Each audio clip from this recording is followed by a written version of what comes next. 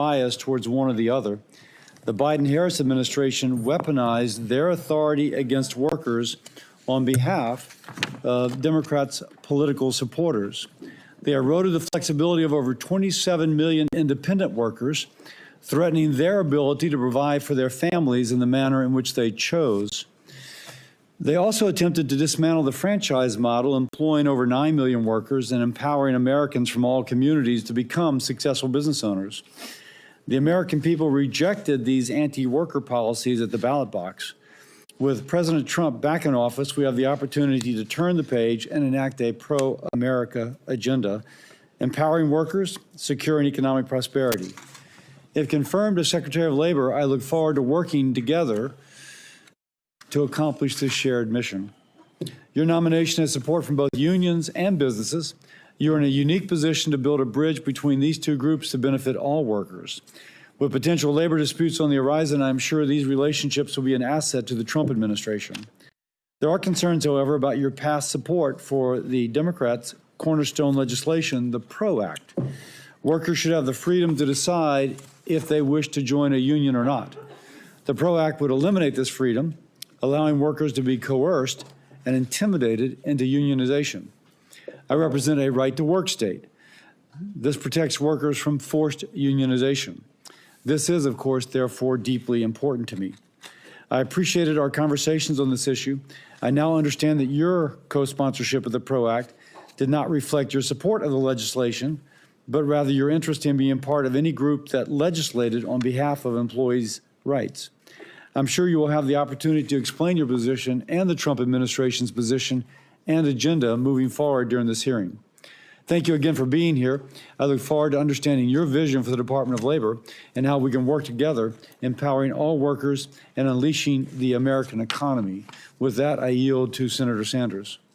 Thank you, Mr. Chairman, and thank you, Ms. Chavez-Deremer, for being with us.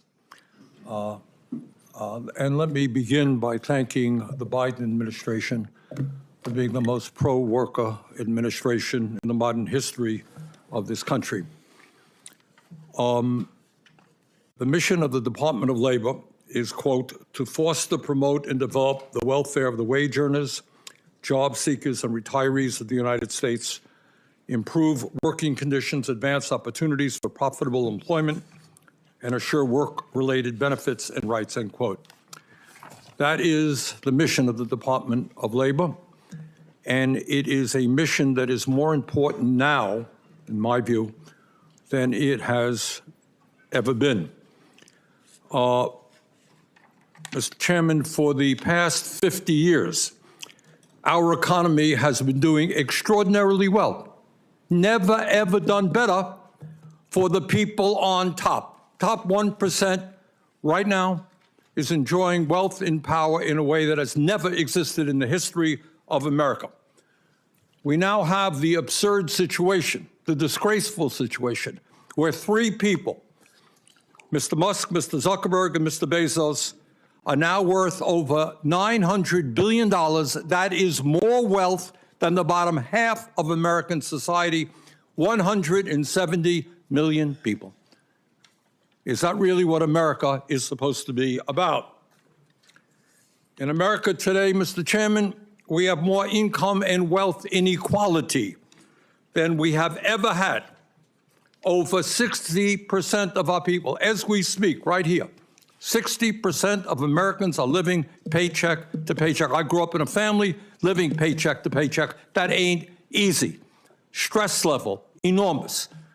People trying to find out how they're going to get health care, how they're going to pay their rent, how they're going to feed their kids, which is one of the reasons why working class people die 6 years shorter lives, live 6 years shorter lives than the people on top. Given all of this reality of an economy that's working well for the billionaire class, but not for working families, we need a labor secretary who, in fact, is going to be a champion of working families, not be ambiguous about it, but stand up for the working families of our country. We need a labor secretary who understands that we must raise the minimum wage. Now $7.25 federal minimum wage. Anybody think that anywhere in America can live on $7.25 an hour? We need a labor secretary who will work each and every day to make it easier, not harder, for workers to exercise their constitutional right to form a union and collectively bargain for better wages, benefits, and working conditions. We need a labor secretary who understands that we must end once and for all the disastrous right to work laws in 28 states by repealing Section 14B of Taft-Hartley. We need a labor secretary who understands that we must end the international embarrassment of America being the only major country on earth that does not guarantee paid family and medical leave or paid sick days. Imagine that. Only major country on earth doesn't guarantee paid family medical leave. We need a labor secretary who understands that it's unacceptable that women are earning 75 cents on the dollar compared to men. So, Mrs.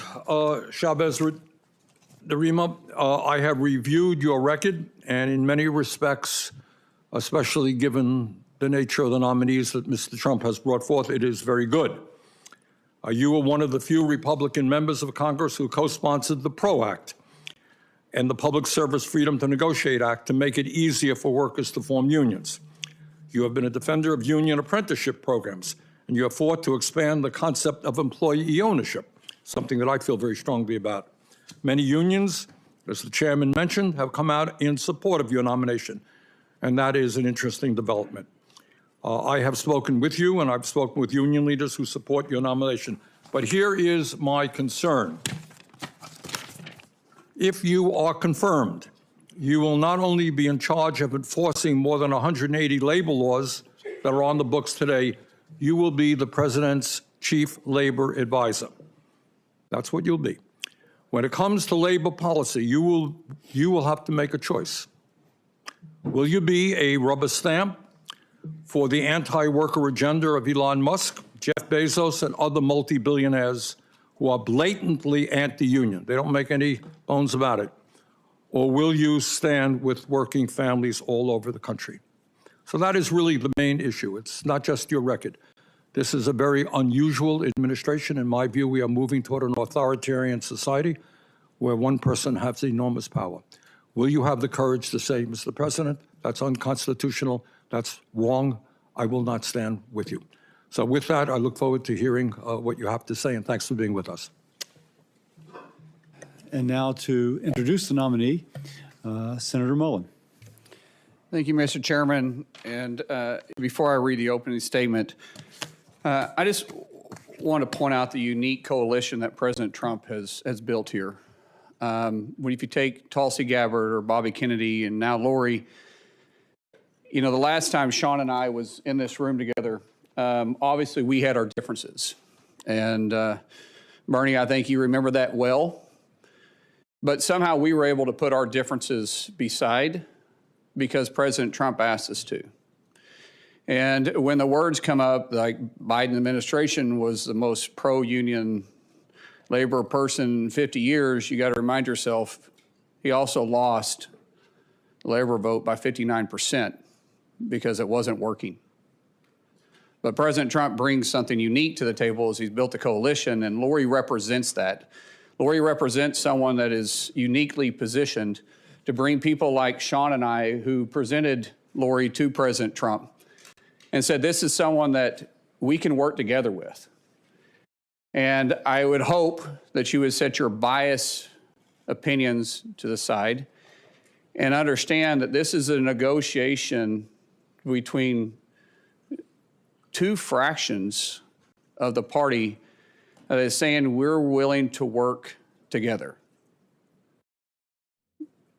Employees don't exist without employers, and companies don't exist without employees. And I recognize that as much as anybody. And there is a position where we can be at, that we can find a negotiated agreement where we can set some differences aside, like the PRO Act. I think my position on that has been very, very, very clear. Oklahoma is a right-to-work state, but unions also thrive there. And at the same time, we can find common ground. Lori represents that. And so regardless of what you might think about the president, understand that this is someone that everybody should represent and should respect. If you're looking for a bipartisan, independent thinker that's going to represent the union that you want Mr. Sanders to say that you represent, when you understand that you have a president that's representing the Republican Party but also won the popular vote, you would think this is someone that you'd be very happy with. Because she is directly, uniquely positioned in the center. And I truly say that from a position that I've had to move a long ways. And if I can move, and if Sean and I can move and come together on this, then that, if nothing else, should set some type of an example. Even though I do joke with my new friend over here, which I had the mic and he can't defend himself here, that if we were in a relationship, I'd be the man in the relationship. He adamantly denies that. But I say that because now we're friends enough that we can make fun of each other, and at the same time, we can work together. And so I want to read my statement, but what I've covered is pretty clear, and I wanted to say that from my heart. So, Chairman Cassidy, thank you for allowing me to share my thoughts and support on the nomination for Lori to be Secretary of Labor. As the Senate has gone through the advise and consent process of confirming President Trump's nominee, things have gotten increasingly partisan and contentious. But one thing that both sides of the aisle agree on is supporting working class Americans that power our country's economy. No company can survive without employees, and no employee is hired without a company. It takes both sides to be in the boat, rowing together in the same direction to be successful. I'm only moderately successful because I've been very fortunate to have employees that was willing to get in the boat with me and row in the same direction. With Lori's unique background as a small business owner, public servant, and through her relationship with union leaders, she has the ability to bridge the gap between businesses and workers. Lori's nomination reflects a historic coalition of working class Americans and elected President Trump to a second term in the White House. As a member of Congress, she often worked across the aisle in her efforts to support this cause. One of those issues is the PRO Act, as has been mentioned a couple times. I know that'll come up in conversation today. I get it, Oklahoma is a proud right to work state. And yet, we still support Lori. But as both sides of the table can continue to work together for hardworking Americans who have been struggling to put food on the table and to create better opportunities for themselves, their children, and their grandchildren. I don't think we have to look any farther than understanding Lori is an independent, nonpartisan perspective who will always keep the workforce the top of mind. And I would really encourage all of you to take a hard look, just like my good friend Sean and I have done. So with that, I'll yield back. Thank you, Senator Mullen. Representative Chavez-Deremer, you have a statement, and I think you're going to, along the way, introduce your family. Chairman Cassidy, Ranking Member Sanders, and members of the committee. It is an honor to appear before you as President Trump's nominee to lead the Department of Labor. My discussions with many of you have been insightful and inspiring, reinforcing my commitment to serve our nation's workforce.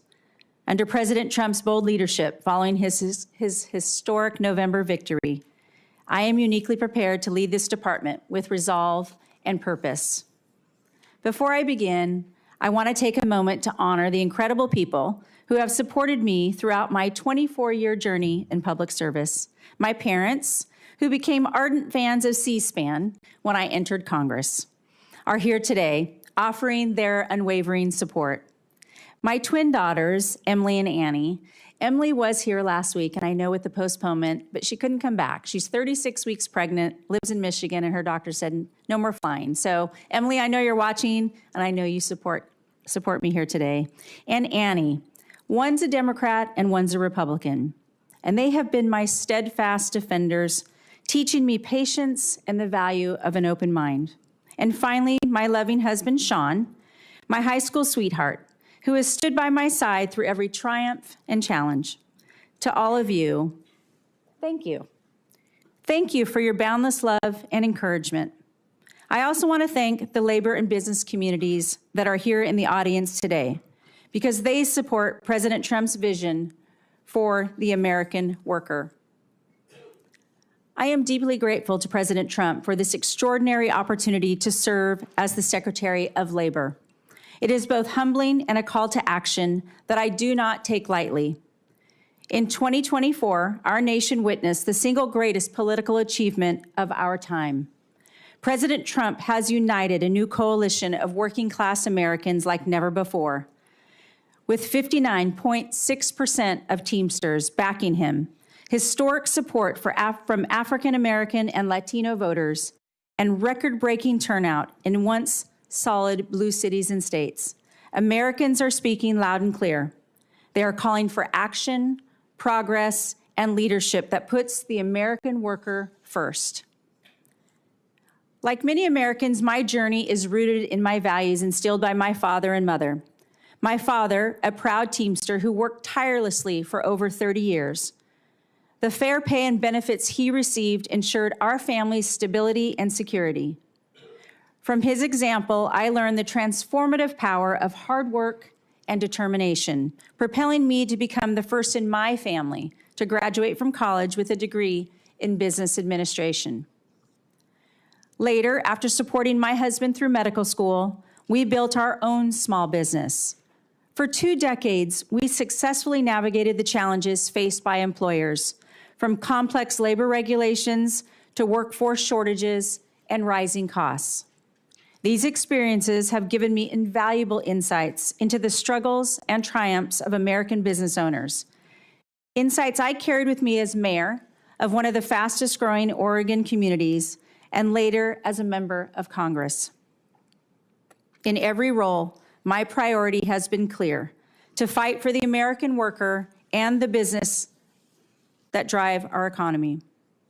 Our current economic landscape has changed dramatically since my father worked in a creamery, demanding bold action and real change. In the last 4 years, prices have risen, wages have fallen, and 78% of Americans do not feel confident that their children will lead better lives. We have also seen major companies like Hino Motors, General Motors, Ford, and Stellantis have accelerated layoffs at facilities across the country. To rebuild confidence and strengthen our workforce, we must invest in educational pathways beyond the traditional 4-year degree, ensuring that every American worker has access to the skills and training for long-term success. Part of that effort requires honest discussion about our labor policies. I know there has been a lot of conversation about my support of the PRO Act. Like President Trump, I believe our labor laws need to be updated and modernized to reflect today's workforce and the business environment. As a member of Congress, the PRO Act was the bill to have those conversations. Conversations that matter deeply to the people of Oregon's 5th Congressional District. I recognize that that bill was imperfect, and I also recognize that I am no longer representing Oregon as a lawmaker.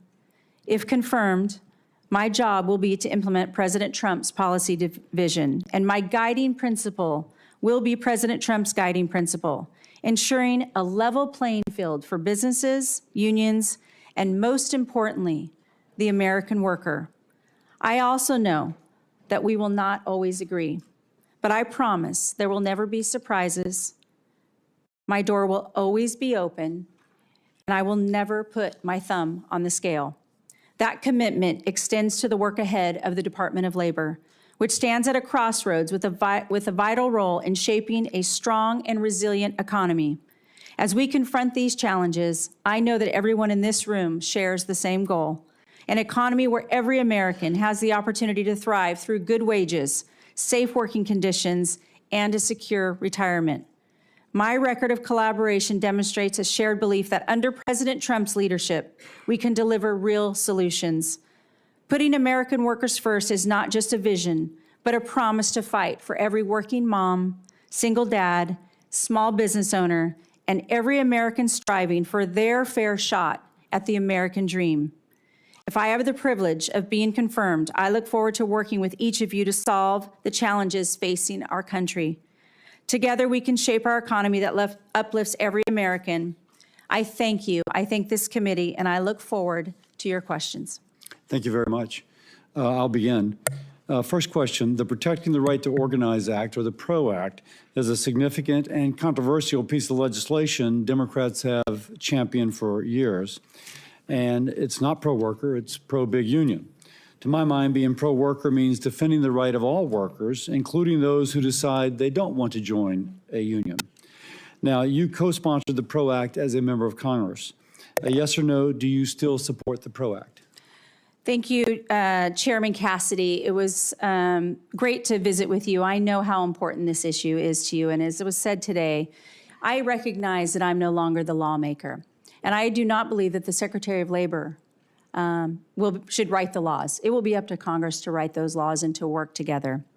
What I believe is that the American worker deserves to be paid attention to. That was President Trump and I's conversation in supporting the American worker, how important that is. I will not be that lawmaker anymore, but I was working for Oregon's 5th Congressional District and representing that. I wanted to be at that table. I never want to be left out of a conversation where we can talk about the American worker and how important that is. And I respect the right of the right to work states, and I have said that. The bill was imperfect. I understand that, and I'm no longer the lawmaker. Okay. Now, the PRO Act, just to continue on that, would significantly impact franchisees and small businesses by increasing corporate control of the operations, or at least assuming that there's increased corporate control. This is yet another giveaway to large labor unions. It would make it easier to negotiate, the union to negotiate with large corporations instead of directly with the small business owner who actually employs the worker. So, question, do you believe federal law should prioritize policies that help small businesses thrive rather than imposing new regulatory hurdles which could hinder their success? Senator, it's important for recognizing that the president's goal is to uplift all business owners and uplift all American workers. Understanding the franchise business model is important to the American workforce. I supported the overturning of the NLRB rule on joint employer to support the franchise business model and supported the president in this. And I align that this is important to grow this economy and recognize the flexibility in people choosing where they want to do business. So by that, am I to take that you would commit to reexamining DOL's joint employer guidance to provide small businesses with a clear roadmap on the issue? Yeah, thank you, Senator. Certainly, if confirmed, I'll be looking at all regulations and determining and looking at all of these rules and regulations, and specifically that one. And I think the small employer wants that clear roadmap. Yes, absolutely. Okay. Next question. Approximately 27 million workers work as independent contractors, including working moms, caregivers, self-employed business owners. Now, for many, the flexibility of independent work is essential to balancing personal responsibilities and earning a living for their family. I will point out that the PRO Act tried to impose a one-size-fits-all rule, which, as was done in California, disrupted livelihoods instead of helping workers. So question, if confirmed as Secretary, will you commit to refrain from implementing any rules stripping independent contractors of flexibility they need to provide for their families and to simultaneously contribute to the American economy? Thank you, Senator. Certainly, we'll commit to understanding this. I know the president in the first administration set out that rule, and the parameters is very important to him on the flexibility of who is an independent contractor and who is an employee, and that they're properly classified. But I commit to working with you on supporting independent contractors through this process, because that flexibility is what needed. I understand, as you're mentioning in the PRO Act, but again, as I mentioned, that bill wasn't perfect, and these are those conversations that needed to be had, and supporting that independent contractor is key to growing this economy. Now, supporting that independent contractor, and something I'm very interested in, is how do we provide the independent contractor with more affordable health and retirement benefits without losing that work flexibility. If you will, the employer, the person contracting with them, not an employer, would nonetheless be able to give them access to such benefits. I'm asking you if you will work with me and with our committee on legislation to make sure that the independent worker and the small business are able to get the affordable benefits available to ordinary employees at larger companies. Yes, sir. I will commit to working with you wholeheartedly on this issue. With that, I will yield to Chairman Sanders, the ranking member Sanders. I'll take the chairman. Thank you, Chairman. Oh, thank you, Senator Cassidy.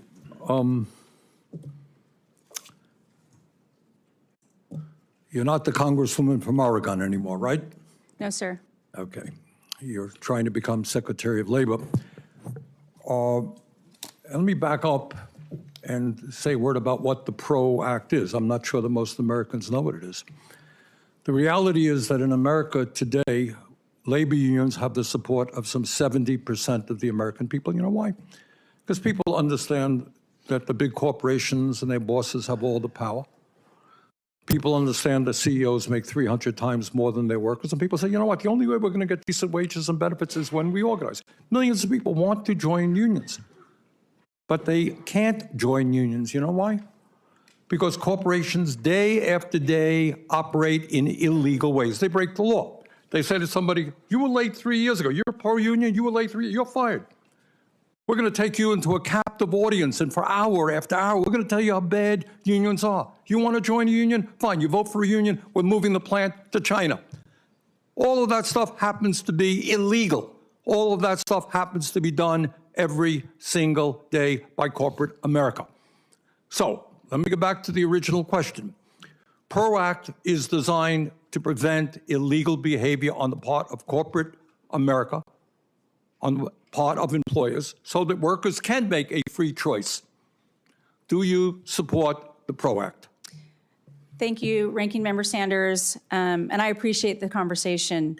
I support the American worker. President Trump. Okay, I don't mean to be rude. No, we you're don't not have rude. a lot of time. I'm gathering that you no longer support the PRO Act, is what I hear. That you support the American worker. That's what everybody here will say. Ms. Chavez-Deremer, in 2021, President Biden signed the Bush-Lewis Act that prevented the earned pension benefits of some 2 million union workers and retirees from being cut by up to 65%. There are people in Congress who want to undo that enormously important legislation. What do you feel about the Bush-Lewis Act? I support the Bush-Lewis Act in protecting their retirements. You will go to the wall, to go to the mat supporting it? I do support protecting people's retirements. Federal minimum wage is $7.25. State after state has voted to raise the minimum wage. Somehow we can't do it here in Washington. 20 million workers are making less than $15 an hour. Do you support raising the minimum wage to a living wage? Ranking Member Sanders, you know that that is an issue for Congress to determine and raising the minimum wage. As the Secretary of Labor, I cannot weigh in on that. That's determined by Congress. If they want to negotiate that, I will fully and fairly enforce the law as a Labor Secretary, if you all so choose, and give you whatever data possible to make that decision as members of Congress. Well, I understand that Congress makes the law, but you have an opinion, and you will be the leading advocate for workers if you are confirmed. Question, if you were sitting where I'm sitting, would you vote to raise the minimum wage to a living wage? Well, I'm not sitting where you're sitting hypothetically. I used to, but not any longer. But I do recognize that the minimum wage hasn't been raised since 2009, and the cost of living has gone up. But again, I cannot sit here and determine what that wage will be fully and fairly. I will enforce the law, but it will be up to Congress to determine, because that is not in the purview of the Secretary of Labor. For instance, in Oregon, I know that in Portland, Oregon, that the minimum wage is almost $16 an hour, and that might work for Portland, but that's not going to work for Grants Pass, Oregon. And I know that local communities, states determine what's best for their economy. What we don't want to do is shock the economy. But again, sitting here today, I cannot determine as Secretary of Labor if it should be. Ms. Chavez-Deremer, in his second week in office, President Trump fired Gwynne Wilcox, a member of the National Labor Relations Board, leaving the NLRB without a quorum. And what that means right now, that if workers form a union, vote to form a union, and the company says, well, I think that was illegal, it's unfair, you can slow up the process because there's nobody to go to. Do you believe that the firing of Ms. Wilcox was illegal? Which I do. President Trump has a right to exercise his executive power, how he sees in consultation with. Are you concerned his that we do team. not have a functioning NLRB right now? The NLRB is separate from the Department of I Labor, but understand I that. do believe that the function of the NLRB is important, and I will always take that into consideration doing my Are you job. concerned that we do not have a functioning NLRB now? Well, again, I have not been read in with President Trump, but he has a right to exercise his executive power, and I do believe the NLRB has an important role, independent of the Department of Labor, and I respect their position as an independent agency. Thank you. Senator Paul. Welcome. I Thank enjoyed our you. meeting in our office, and I know you're aware of this, but about half the country has right-to-work laws. 26 states have them. When you compare right-to-work states with non-right-to-work states, you see that the right-to-work states have double the employment growth. If you look at manufacturing jobs, they have 5 times the manufacturing job growth. If you look at disposable income in the right-to-work states, about $3,000 more per individual for disposable income in the right-to-work states. The PRO Act wasn't just about organizing or enabling unions to organize, which they already have the right to do. The PRO Act was about overturning right-to-work laws in 26 states, half of the country. Most of these states would argue that this was would be a horrendous invasion of their prerogatives. The chairman asked you, and then the ranking member asked you, do you still support the PRO Act? The reason we want to know is this is a tremendous sort of invasion of the states' rights to decide these. This would be overturning the right-to-work laws in half of the country. Do you still support the PRO Act, or don't you support the PRO Act? Thank you, Senator Paul, and I appreciated our meeting as well. I thought it was quite, what you shared with me is how important it is to you and your state, and I heard that from many members. The right to work is a fundamental tenet of labor laws, where states have a right to choose if they want to be a right-to-work state, and that should be protected. PRO Act would have overturned that. Yes, thank you, Senator. I signed on to the PRO Act because I was representing Oregon's 5th District, but I also signed on to the PRO Act because I wanted to be at that table and have those conversations. But I fully, fairly, and support states who want to protect their right to work. I have said that to every senator that I have So visited you with. no longer support the aspect of the PRO Act that would have overturned state right-to-work laws? Yeah, there were so many parts. That's a yes? Yes, yes, sir. No more questions. Thank you, Senator. With that, I go to Senator Murray. Thank you, Mr. Chairman. Congresswoman Chavez-Deremer, welcome. Thank you, Senator. The Trump administration is flagrantly violating the bipartisan agreements in our appropriations law by refusing to spend money that Congress in a bipartisan manner has passed for the American people. I've been hearing about it in my home state of Washington. I heard from an organization in Edmonds about whether or not it'll now be able to provide support for our veterans who are seeking educational and employment opportunities as they transition to civilian life. I heard from a workforce training program that operates statewide about whether they'll now be able to continue to pair workers with employers in the grocery industry. You should know that the chaos surrounding these funding freezes is causing real damage to people's lives. So I want to know, will you commit to following appropriations laws and the Impoundment Control Act? Yeah, thank you, Senator. I know we talked about this in your office as ranking member of appropriations, and I do respect the Appropriations Committee. As a former member of Congress, I think everyone in this room who's ever sat behind that dais can understand that. Again, the President of the United States has the power to determine what he's going to do through his executive power. I am not been confirmed. I have not been read into all that. I'm asking you, will you Yes. follow the law? I will always follow the law and the There is an Impoundment Constitution. Control Act. Will you follow that law? I will follow the law and the Constitution. If you receive a directive to violate appropriations laws and withhold funding for workers, what will you do? I do not believe the president is going to ask me to break the law. 100%. We have not. seen that across the board since he was put into office, where he is violating that law. So you will likely be asked, what will you do? Well, it's a hypothetical. I have not talked to the president on this issue, and I So do you not won't believe. commit to following the law if the president tells you to violate it? I will commit to following the law, and I do not believe the president would ever ask me to break the law. Well, okay. Last week, Elon Musk's Doge team came to the Department of Labor and got access to the department's sensitive information system. Musk's companies have, as you must know, been repeatedly accused of violating labor laws, including workplace safety laws, discrimination laws, and wage and hour laws. In fact, Osha has investigated Tesla and SpaceX. Now Elon can access those investigations about his companies because he's gone in and gotten those records. He can also access sensitive market-moving data created by the Bureau of Labor Statistics. That gives him tremendous power to manipulate quarterly jobs numbers and other important economic data, to say nothing of raising potential insider trading concerns. Just to make this abundantly clear, Elon Musk is now in a position to use his unelected role to use confidential government data to advance his own corporate interests while suppressing his competitors. Do you believe it is appropriate for someone with such blatant conflicts of interest to have access to those confidential economic and personal information? Thank you, Senator Murray. If I have the honor of being confirmed by this committee and the full Senate, then I will have the opportunity. I have not stepped foot into the Department of Labor.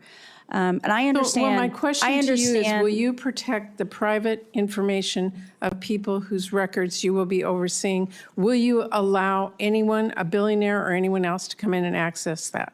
Again, because I have not been confirmed. I only see the reports that everybody else has seen. I have not been read into that. If confirmed, I will, if confirmed. You're not answering the question. If confirmed, I will support the Department of Labor. I think it's important to support the Department of Labor, but I have not been. Will you support the private information that you will be overseeing? Will you protect that? I would protect the private information. On this issue, I have not been privy to those conversations with the president. I have seen that, and if confirmed, I commit to you that I will always protect the Department of Labor and those issues. Well, let me ask you about child labor. It's an area that I've been very worried about, the rise of child labor violations. The Wage and Hour Division at the department has actually seen a 31% increase in minors employed in violation of child labor laws since 2019.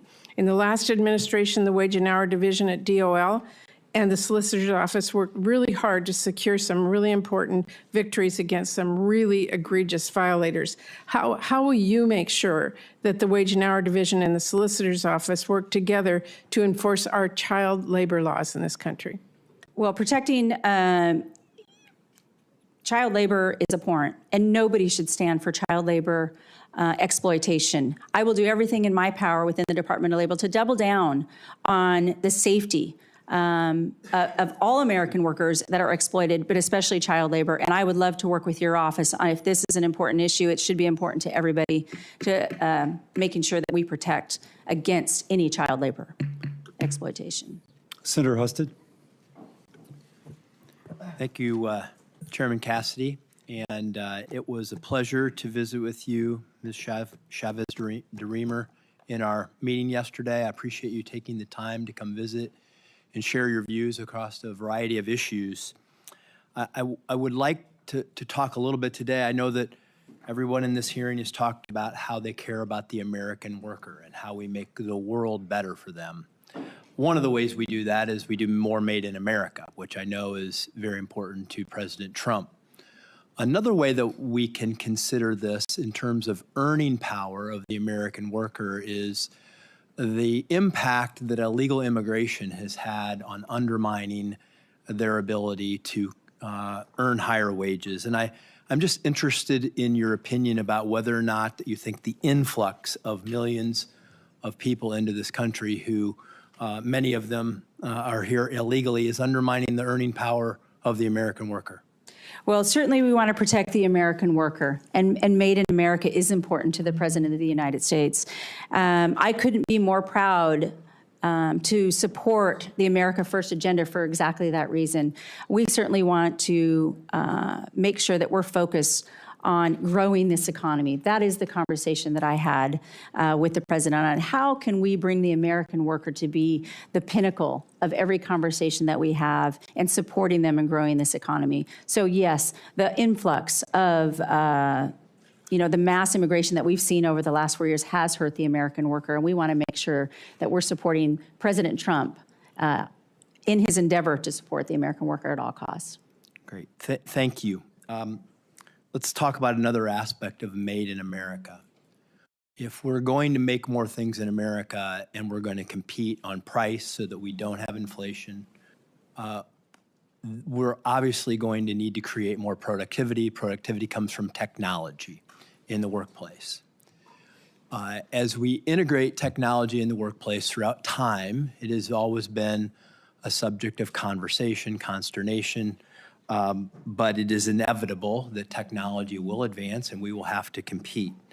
I would like for you to talk about your thoughts on the role of technology in the workplace, because we want to make jobs safer. We want to make them more rewarding, which technology can do.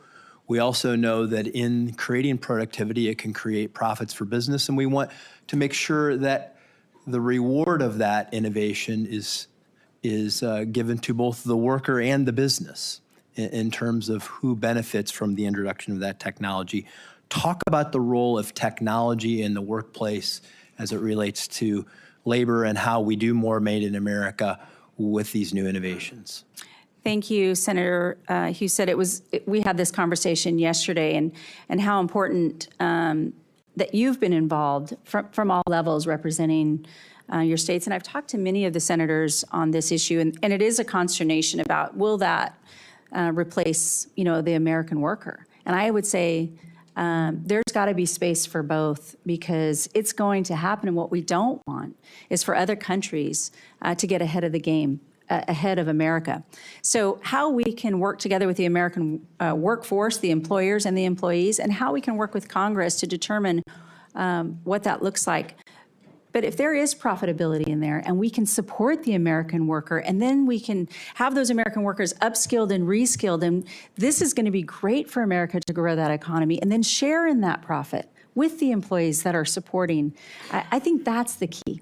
The president and I had a conversation specifically on building that bridge between the employer and the employee and labor and business, all of that. And if we grow this economy, we can do to bigger and better things, and everybody can live that American dream, as you mentioned. So I look forward to really diving in as the Department of Labor and giving the resources, not only to those businesses, but not only to those employees, but to members of Congress who can take this story back to their states and know that the Department of Labor, and as me as a leader, is going to work on their behalf. And a final component of that is that many, many Americans can have higher paying jobs if they have the right kind of skills. They don't need to go to college. They can get there through apprenticeships. Talk about how we can expand apprenticeships and make sure that we're helping the American workforce get the skills they need to compete, be more productive, and help America win. And one of President Trump's #1 focus is the expanded apprenticeships, is the investment in apprenticeships, making sure that we have the skilled workforce. I know as a former mayor and working with business owners and working with community colleges, that not everybody's going to get that 4-year degree. We have to pay attention that they have the skills that they need, that they can connect right to the business owners in their communities and reinforce that and not have to pick up and walk away. There's nothing that I want more than for business and employers and the education departments to work together and really have a skilled workforce. Thank you, Mr. Chairman. Yeah, thank you, Senator. Senator Baldwin. Thank you, Mr. Chairman. Ms. Chavez-Deremer, when we met, you expressed your strong support for registered apprenticeships. So I want to dig a little bit deeper on that last question you were asked. That was reassuring to hear, particularly in light of the first Trump administration's effort to fund non-registered apprenticeships, or IRAPs, as they're called. You also said that you had not yet had an opportunity to talk with the president about policy at the time we met. Have you had the opportunity to talk with the president about your about registered apprenticeships? And if so, has that changed your position? No, thank you, Senator, on that issue. It is so important on the registered apprenticeships and really investing and even doubling down on that. I know in the first administration, and I haven't talked to the president on the first administration's policies compared to now on apprenticeship from the last administration, but I think there's a lot to learn from what happened in the first administration and the successes and not successes. But right now we're focused on the registered apprenticeships, growing those, investing in those, and making sure that those are adhered to. Thank you. I want to also dig a little bit deeper on appropriated funds. The Labor, Health and Human Services Appropriations Bill includes dedicated funding for apprenticeship programs and specifies that the funding is only available for registered apprenticeships. So I ask this in the context of actions this administration has already taken, including a government-wide funding freeze that has now been halted by the court. As ranking member of the Labor, Health and Human Services Appropriations Subcommittee, I have a particular interest in the department implementing our bill as Congress intends. That is why I was so alarmed to see the National Institutes of Health flaunt the law last week when it proposed a policy that directly conflicts with longstanding appropriations language in the Labor HHS bill. The Labor HHS bill says that you can't do it, and NIH said it was doing it anyways. My question to you is, will you follow the law that says funding for apprenticeship programs can only be used for registered apprenticeships, yes or no? Yes. More broadly, do you commit to spending funding as Congress appropriates it? Yeah, again, as I mentioned earlier, it was asked, as a former member of Congress, I highly respect the appropriations process and the role of Congress. Thank you. Yes. The nation's nurses face challenging working conditions, and they are too frequently exacerbated by instances of workplace violence. We talked about that in my office. I appreciated that you said that you really take that issue seriously. Right now, the Department of Labor plans to issue a notice of proposed rulemaking in June of this year for the workplace violence in healthcare rulemaking. Do you commit to getting this proposed rule issued by June of this year and finalized in a very timely way? Well, I can commit to working with you on the issue because it is an important one. And if confirmed, I will look at every rule as it moves forward. But until then, I haven't even seen specifically on the rule. But I commit to working with you and taking a look at it. Close conversation on that. Yes. We've been waiting a long time. It's past due.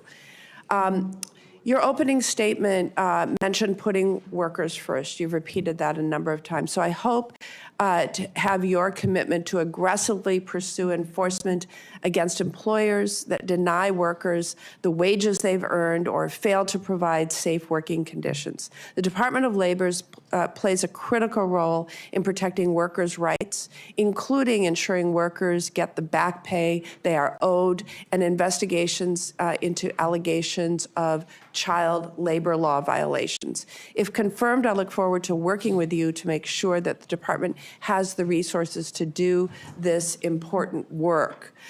Can you commit to me that this important work will continue under the Department of Labor, at the Department of Labor under your leadership, yes or no? Yes.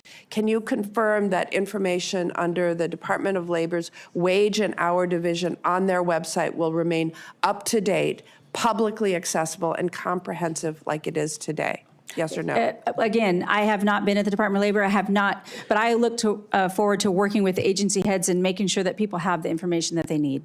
All right, one last question. The Women in Apprenticeship and Non-Traditional Occupations Grant Program. Senator Baldwin, time's expired. All right, I will submit that for. Thank you, Senator. Senator Banks. Thank you, Mr. Chairman. Ms. Chavez-Deremer, we served together in the House and worked together on the House Education and Workforce Committee, where you were a leader. You worked on many of the very issues that you are testifying about today. You are enormously qualified for this position, and I'm proud to support you. But can you explain to us for a moment what it means to you to put American workers first in this golden age of America's economy? Thank you, Senator. Well, it's important to me, as was mentioned, the American worker. But we have to make sure that the American worker is being fortified with not only the skills that they need in order to answer the call, but people are looking for the American dream. People are wanting to have the skills to work in whatever they determine that to be. Again, we're seeing it's not the 4-year university always, it's the 2-year, it's the certificate base, it's answering the call so they can have mortgage-paying jobs for their families and understand that we're going to protect their benefits and their rights and safety in the workplace. The Department of Labor is sole focus is to make sure that we are protecting the wage earner, that we are helping the job seekers who are out there looking and really reinvigorating the job seekers who have decided that they don't want to look any further, and then protecting those retirees. As member of Education and Workforce and working together. Workforce investment, workforce development, I think is going to be key for all of our respective states. This shouldn't be a party issue. I've said this over and over again. That's why I've always worked across the aisle, because the American worker, we don't know what their party is, but we know that it matters to them to protect their families. I know how important my family's jobs were for us growing up, and I know how important it was for my husband and I to build that business for our children and soon to be grandchild. So I look forward to continuing down that road and always keeping that American worker at the pinnacle. And President Trump has said the same thing, and we align on this issue. The American worker, this new coalition, this new direction is where we're headed in this country. Very, very well put. I know you know this. Indiana is the top manufacturing state in the country. Yet the China shock wiped out 5 million manufacturing jobs in this country. And yet the federal government programs that were built to help those people who lost their jobs, way too many of them were left behind and didn't get a job as good as the manufacturing job that they had before because of the efforts of China to wipe out so many of those jobs in our country. How can we better serve those people? How do we get those people back on their feet and help them find meaningful, good-paying jobs like the one that they had before that was taken away by our biggest enemy, China? That's right. Well, again, it's that workforce investment, that workforce development. Oftentimes, as a former mayor, if we don't go out and talk to the business community, if we don't go out and talk to those employers about what they're seeking and how they can find those jobs, we have to make sure that we are the leaders in this nation and in the world, not China and not any other country. President Trump, the golden age that you mentioned, this has been first and foremost the America First agenda and workforce development and protecting the American worker and have them the ability to earn those wages and live the American dream is number one in the America First agenda. That to me is telling why this coalition, this new direction of bringing labor and business and support is to uplift all Americans. And this is first and foremost on the president's mind. Back in November, when President Biden was still in office, his Labor Department reported a 31% increase over the last 5 years of illegal child labor in America, a direct result of open borders. And I wonder, have you thought about what the Labor Department or President Trump and your leadership can do to save those kids who are in our country being illegally exploited for work in America? Well, I have not had a conversation specific to that topic, but I know how important it is to protect well, first of all, children who have no fault of their own are being exploited. We never want to exploit our children. Again, as I mentioned, it's abhorrent that we would ever in this country choose to do so. So we will make sure that our workers are safe, we will make sure that our children are safe, and that we will make sure that we are heading in the right direction to protect our businesses and protect our workers and never exploit our children. And we'll double down at the Department of Labor if there's any bad actors doing so. The Labor Department is responsible for combating human trafficking and forced labor under the Fair Labor Standards Act, and the Biden administration completely ignored these kids that came into that were brought here illegally and being exploited. And I know that's something that you'll take very seriously and work on. I look forward to working with you. Absolutely. Thank you, Senator. I yield back. Senator Murphy. Thank you very much, Mr. Chairman. Thank you very much for your willingness to serve and coming before this committee. I think Senator Murray's questions were really important regarding the security of data and sensitive information at the Department of Labor. And so I just want to drill down and maybe make a finer point here. Elon Musk is right now the subject of several Osha investigations. Multiple companies are subject of multiple investigations. His rocket company has an injury rate that's about 9 times higher than the industry average. I heard you say that you're going to protect data privacy, but let me just ask once again the very specific question. Will you commit to denying access to Elon Musk or any of his representatives to information about labor violations at Osha or any other information about labor violation investigations at the Department of Labor? Thank you, Senator. On this same issue, committing to the privacy.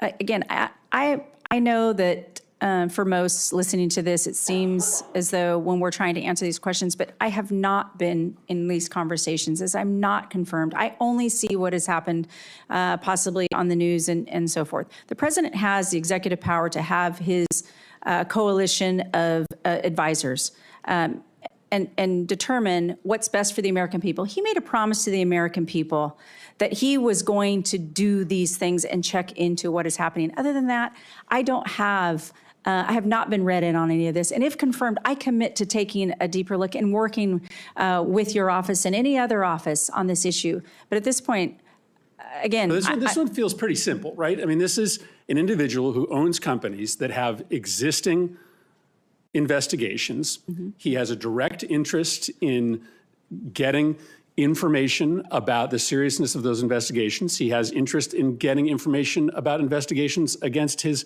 competitors. It seems like a pretty simple commitment to make to say, I am not going to give any private company exclusive access to information about open investigations against them or their competitors. I mean, why can't you just make that commitment to us? Well, again, the president has the executive power to exercise it as he sees fit. I am not the president of the United States. I work for the president of the United States if confirmed, and I will serve at the pleasure of the president on this issue. Again, I have not been into the Department of Labor, and so I will commit to working with your office. I'll commit to coming back as soon as if confirmed, and I'm in the Department of Labor, coming back and answering those questions to this committee wholeheartedly. I will commit to that. You have the ability to disagree with the president. You certainly serve at his pleasure, but that doesn't mean that you have to take actions that you believe to be unethical. If the president asks you to give access to information to benefit a friend of his who has pending investigations, you wouldn't say no?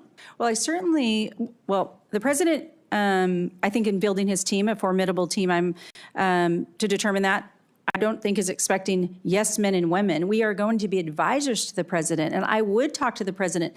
But on this issue, I'm not an attorney. I would certainly consult with the Department of Labor solicitors. I would certainly consult with the White House and their attorneys.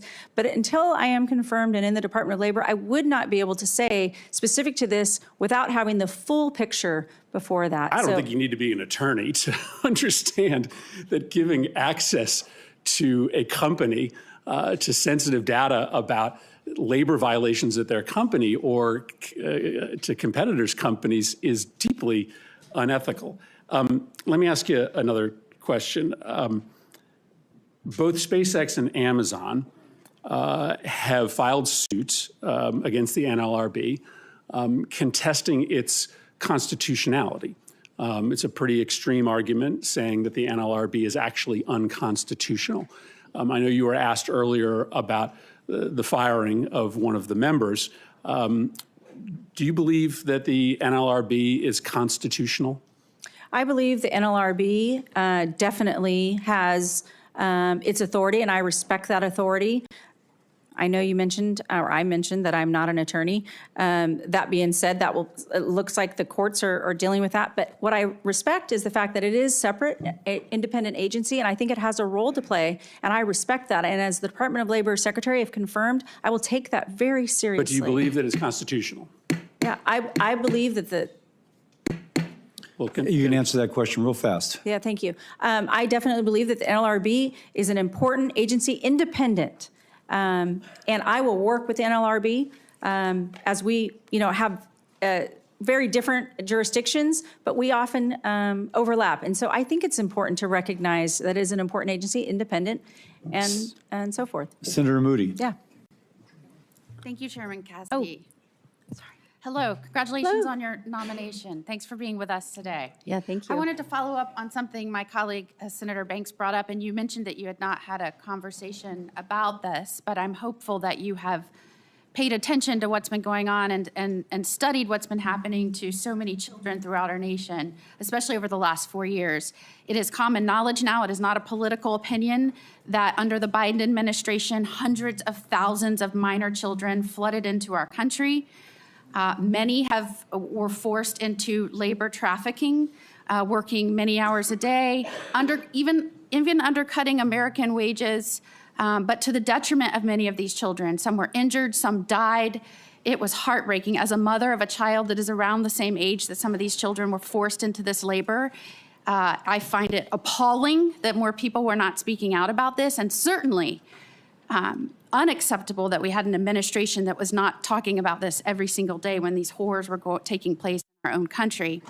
Florida was so upset about it, we kept asking routinely for more information from the administration so that we could monitor what children were in our state and care for them and account for them. We even launched a grand jury investigation. I just wanted to quote for you what that grand jury found. And again, this is community members, not politically driven.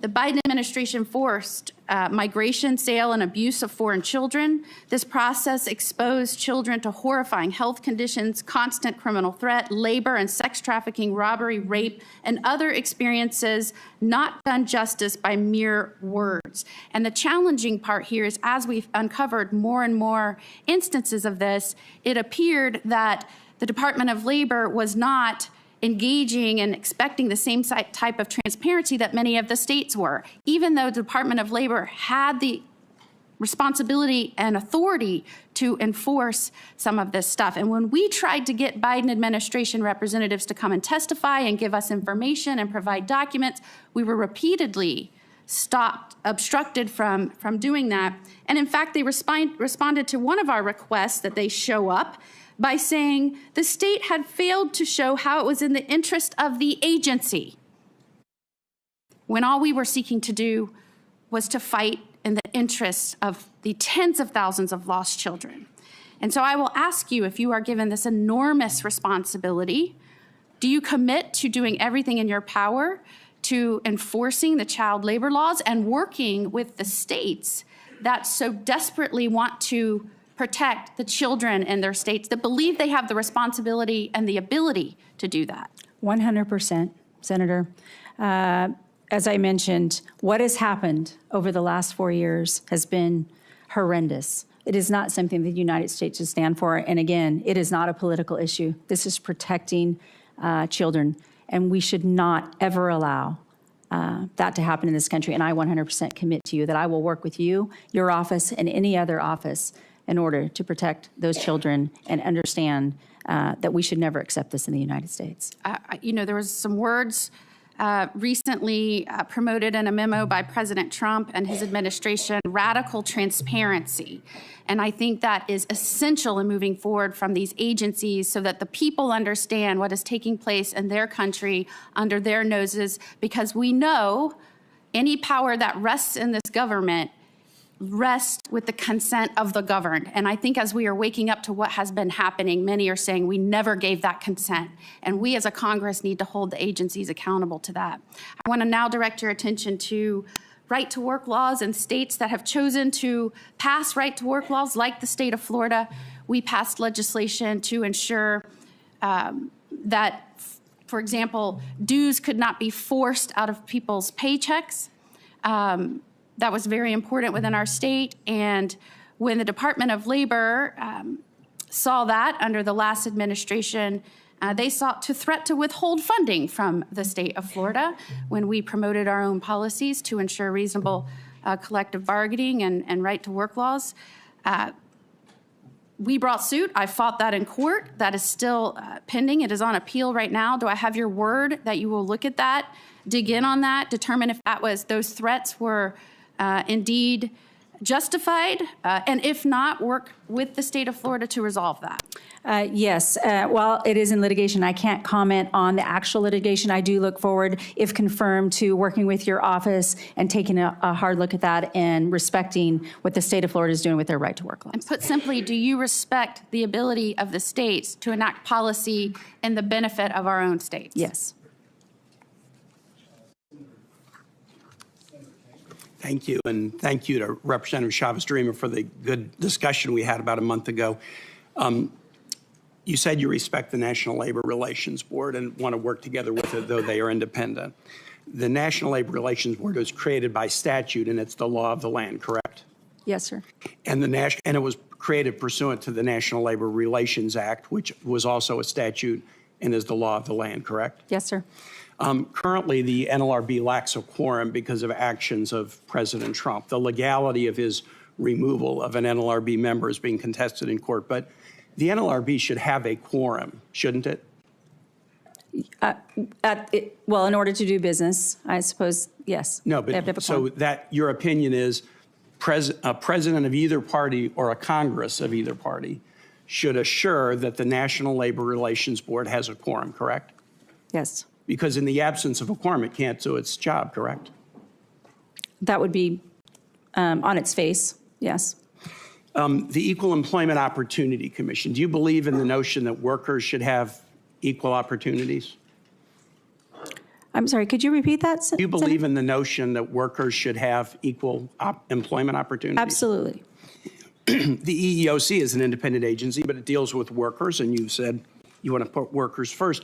The EEOC right now lacks a quorum. The EEOC was created by statute, and it's the law of the land, correct? Yes. Have you ever taken the position as a congresswoman that either the NLRB or the EEOC should be defunded or eliminated?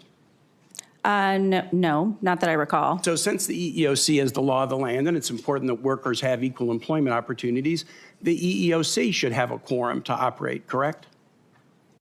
Yes. Because of actions of the president, the EEOC currently has no quorum and cannot operate to protect equal employment opportunities. But you would agree with me, similar to the discussion we had about the NLRB, that it being the law of the land, any president of either party and any Congress of either party should ensure that the EEOC has a quorum so it can protect workers, correct? Yes.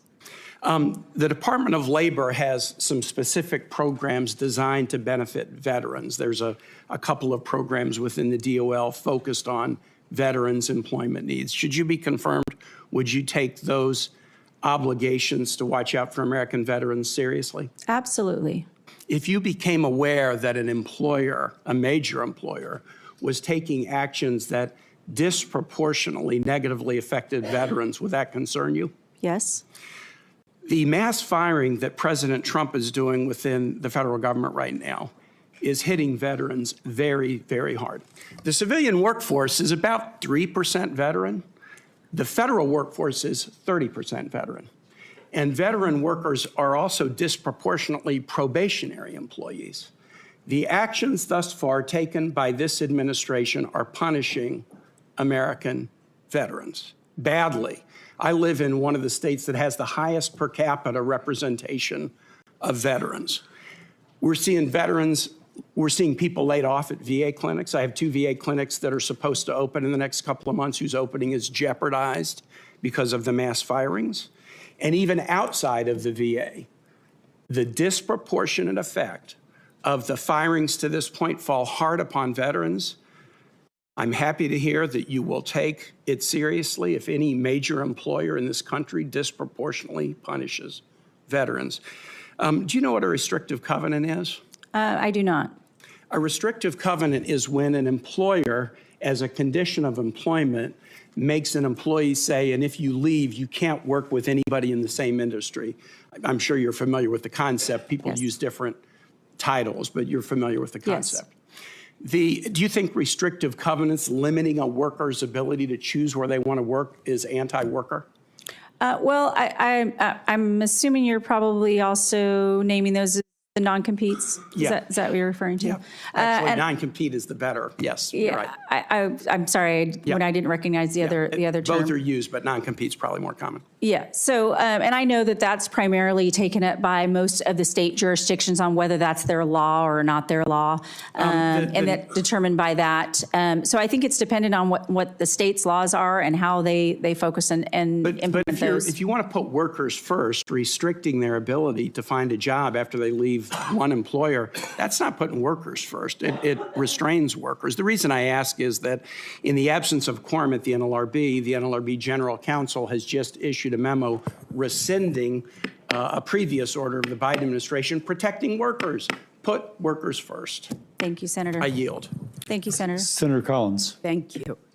Ms. Chavez-Deremer, a major provision of the PRO Act, which you co-sponsored, would eliminate secret elections when workers vote on whether or not to organize.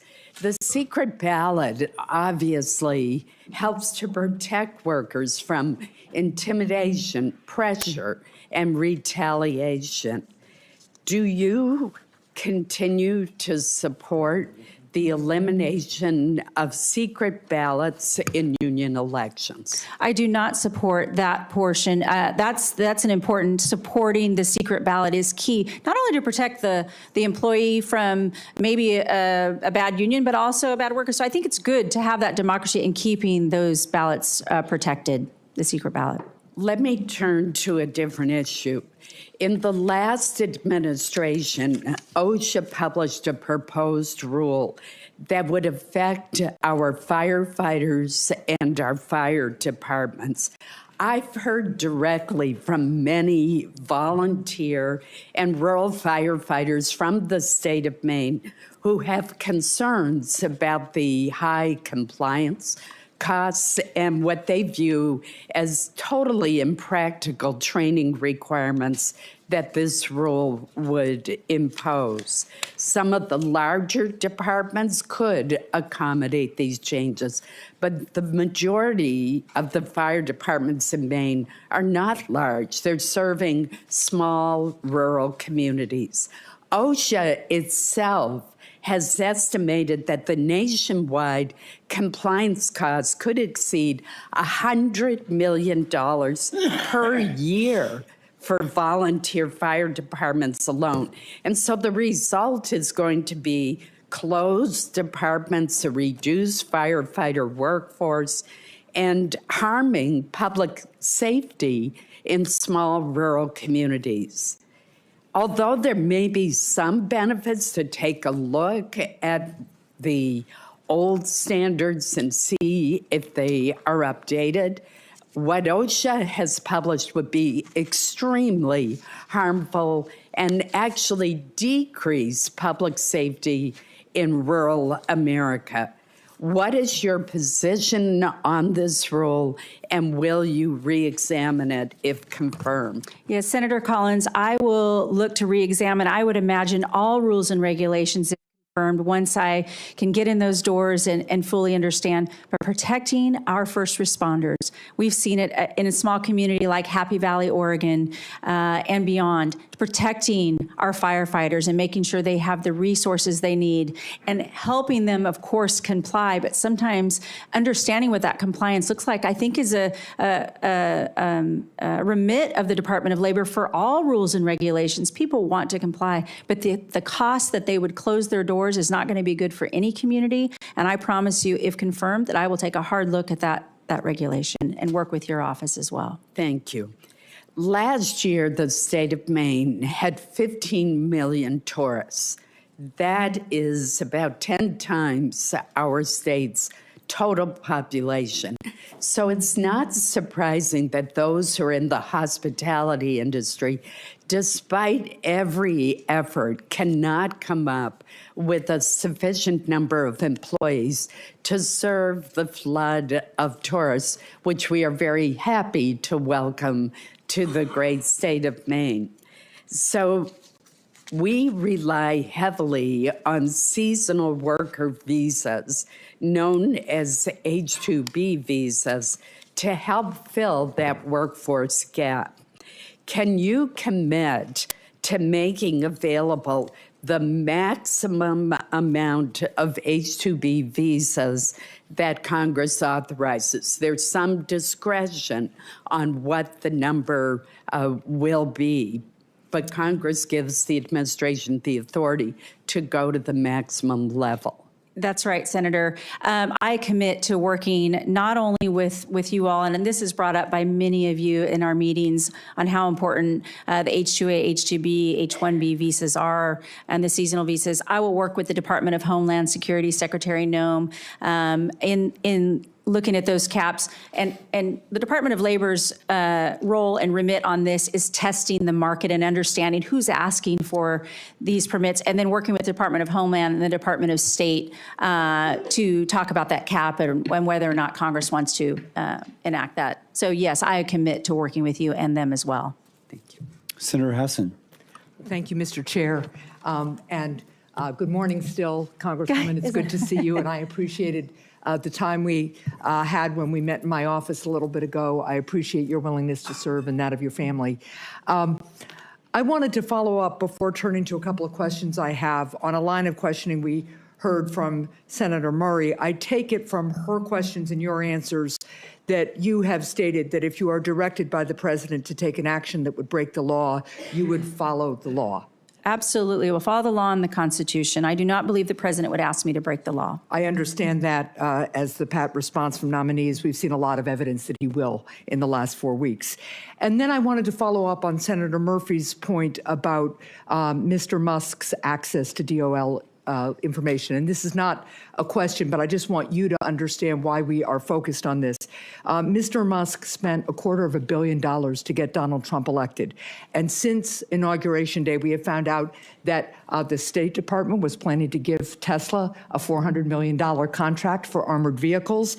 Now we find that Elon Musk has access to the Department of Transportation records and data systems when, in fact, he's being investigated by DOT because of multiple inquiries into the safety of Tesla vehicles and the deaths they may have caused. Then we find out that he's got access to the Department of Labor information. He's got programmers with him when we know that he's being investigated by the Department of Labor. So it seems like Mr. Musk is getting a big payback from Mr. Trump right in the first month of this administration, and that concerns us greatly. Now, I did want to turn to a couple of issues that you and I talked about. We have a shared interest in increasing access to apprenticeship and workforce training, and there's been real bipartisan focus on that. If confirmed, will you expand these programs, and how will you prioritize rural communities in this effort? Because getting apprenticeship programs in rural communities to fit the actual economy and workforce needs in those rural communities is a pretty unique thing, and I'd just like your thoughts on that. Well, thank you, Senator, and I enjoyed our conversation as well. Again, a lot of this information that and experience comes from being a former mayor, and then having the experience as a member of Congress as well to understand how the laws are made. But in the rural areas, oftentimes forgotten. It's a forgotten parts of a lot of our states. One of the things we talked about is the hubs, and I think I talked about that with Senator Hickenlooper as well. And knowing that there are programs that are going to skill the workforce in those rural communities. And for instance, an example in Oregon, one of the hubs I think I mentioned to you and Senator Hickenlooper was, it's a real direct, while it's not an apprenticeship program, until we can fortify or work toward possibly what that looks like in other parts of, certain industries. We talked, I think, about the healthcare industry specifically, is working with our community colleges and our local technical colleges to have those certificate-based so that we have that work workforce right in those communities. And when we take that information from our businesses and we kind of back into degrees for our students in order to do that. But I look forward to working on a bipartisan level to really fortify those apprenticeship programs so that we can have that skilled workforce. Well, I would look forward to working in a bipartisan way on that. One of the things we could do is to pass the bipartisan bicameral reauthorization of the Workforce Innovation and Opportunity Act that we agreed to last Congress. So that's an important way we could move forward. With 2.6 million workplace injuries and illnesses reported annually, we have to do more to protect the health and safety of our workers. Yet workers still have to fight for common sense protections like air conditioning for delivery drivers during the scorching heat of the summer and properly fitting protective equipment for construction workers. If confirmed, how will you coordinate and prioritize workforce safety across all of DOL's agencies? Oh, thank you, Senator. One of, again, the remits for the Department of Labor is to protect the workplace, make sure that they're free of hazard, make sure that we're protecting the American worker. Nobody expects to go to work in the morning and be unsafe or be hurt. So it will be the role to work with the experts in all of the departments across the Department of Labor to make sure that we're honoring the mission of the Department of Labor. And I would appreciate that. I also appreciate the fact that you rightly respected the expertise of some of our federal workforce there because they know a lot about workplace safety, and I don't want them to be subject to these mass layoffs we're seeing. I will submit for the record a question about paid leave. We were able to expand it for federal workers under President Trump's first term. I'd appreciate your thoughts on that. Thank you. Thank you, Senator. Thank you, Senator Hessen. And Senator Mullen, I apologize if you snuck in just before Senator Collins listened, but Senator Mullen. Give me time to get my head in place. Thank you, Chairman. And I just kind of want to point out some interesting things that's going on. The senator from New Hampshire was complaining about a contract that was awarded by the Biden administration, and somehow you're tying it to the Trump administration for Tesla. I don't actually know how those work. I mean, you know as good as I do, that was a contract that was given by the Biden administration, or that was looking to be given by the administration, not the Trump administration, and somehow that's a conflict of interest. And then when we start talking about that, you're concerned about Mark and Jeff and Elon, it wasn't too long ago, you guys were happy to take all their money. It's just the party that's supposed to be of inclusion. Now all of a sudden, if you don't agree with this, you're the enemy. And I'll use my friend Sean, for example. He was brave enough to speak and spoke his mind on some things that maybe all of us didn't agree at the Republican convention. And for the first time in decades, he was not invited to speak at the Democrat National Convention. Why? Because he had a different opinion about where the Democrat woke movement has went. What happened to the conclusion? Yet what we do is we spend all of our time complaining and making reckless accusations about something that's absolutely false. And when you guys don't want to hear it, you guys just accuse everybody else of being a criminal and for some reason being compromised. It's ridiculous. Absolutely ridiculous. It's the same thing we heard in 2017, and yet you guys are just recycling. You guys are doing nothing but trying to stir up your base by fear when it's absolutely 100% wrong and shouldn't even exist. Now, with my rant over, I'd like to turn back to Lori and ask you a question. You know, you're very uniquely positioned. I made that clearer when I was introducing you. Coming from a very blue state and being a Republican, that's very heavily union, and you've been backed by the union. You have the support of a new coalition that President Trump has brought together. That's right. What role do you think you play in this new coalition? Thank you, Senator Mullen. For one, thank you again for being here today and introducing me. But on this question, building the bridge, and I think that this is the new direction. 77,300,000 Americans voted for President Trump. We know that the American worker, wherever they are on the continuum, if it's organized labor, if it's employees, if it's employers, they supported and gave the president a mandate. He won 312 electoral votes. He won all the swing states, and he did have a mandate. But in that mandate, what's unique about this time is the fact that he included the American worker of being first. He's not talking about, he's talking about the men and women who build this country. That's the focus. And I believe that the president nominated me to bring my experience, not only as a mayor, not as a business owner, but because I did garner labor support. The president and I align in this issue, that if we focus on the American worker, despite the politics that is going to come up sometimes, we're not going to agree on everything, but we can agree that we are at a pivotal moment in this history to capitalize and support the American worker, and that everyone can achieve the American dream. I know how important that was for my family. I know how important that is to all your constituents, and I want to bring people to the table. And when they're at that table, I want them to stay at that table, because I know it sometimes they're going to disagree. But it is not to put the thumb on the scale. It is not to weigh in support on each side. It's to keep them at that table till they determine that they can solve the issues, just like you and Sean O'Brien. This is important to the president. It's important to me.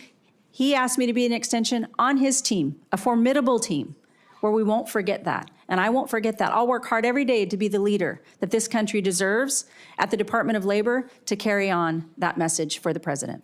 One of President Trump's main focus was bringing jobs back through manufacturing. In fact, the American First agenda was all about protecting the American workers. How do you plan on working uniquely with both sides to bring manufacturing back to the United States? Well, again, thank you for this question, because it is where we have been lacking. We have seen communities be decimated, small rural communities where, you know, Oregon is a timber industry, and they have been decimated over the last 15, 20 years. We have to bring those back so we can build up our communities. I look forward to investing in the workforce. Again, it was mentioned WEO, which is a bipartisan effort. And as a member of Ed and Workforce, I was proud to honor that. And if President Trump wants to bring that forward, I look to working with all of your offices for that workforce investments to build up those jobs, to reinvest in those manufacturing jobs. Thank you so much. Thank I you, yield back. Senator. Senator Kim. Thank you, Chairman. Thank you, Congresswoman, for coming on out and talking to us. In your opening statement, your written testimony, you talked about putting American workers first as the priority here, and I appreciate that. I think a lot of us agree with that. I guess I just wanted to ask you, because you talked about the vision that you have for that should be a vision for our country. So I guess I wanted to ask you to sort of expand on that vision. Is $7.25 an hour, is that enough to live on in America in the year 2025? Thank you, Senator, for the question. I know Ranking Member Sanders asked the same question. I recognize that it hasn't been changed, the minimum wage. I guess I'm just asking you, like, do you think that's enough for a worker to live on? I'm just trying to get a sense of your vision for what the standard of life for an American worker is. Yeah, well, I mean, again, for every state, for every community, again, I mentioned Oregon. What happens in Portland doesn't happen in Grants Pass. It certainly doesn't happen. I understand that about Oregon, Oregon. but like, I guess I would ask you, what is $7.25 an hour? That is what in an annual term? Do you know off the top of your head? Oh, it's not a math question. Yeah, so I'm just trying to get a sense of it. So it's about $15,000 a year. Yeah. So I guess I just want to ask you, do you think that there is a state in this country where someone can live comfortably on their own for $15,000 a year?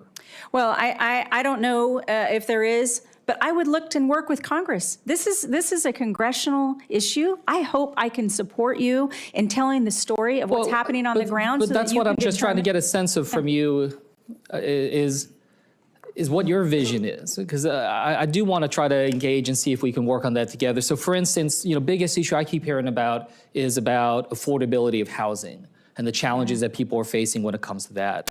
So again, I'm just trying to get a sense of where you're at on this. Like, do you have a sense of what percentage of someone's salary should go towards housing? Is there an upper limit in your mind of where you'd like to see that? Well, I know oftentimes they talk about, if it's 10%, 20%, but here's my commitment, Senator.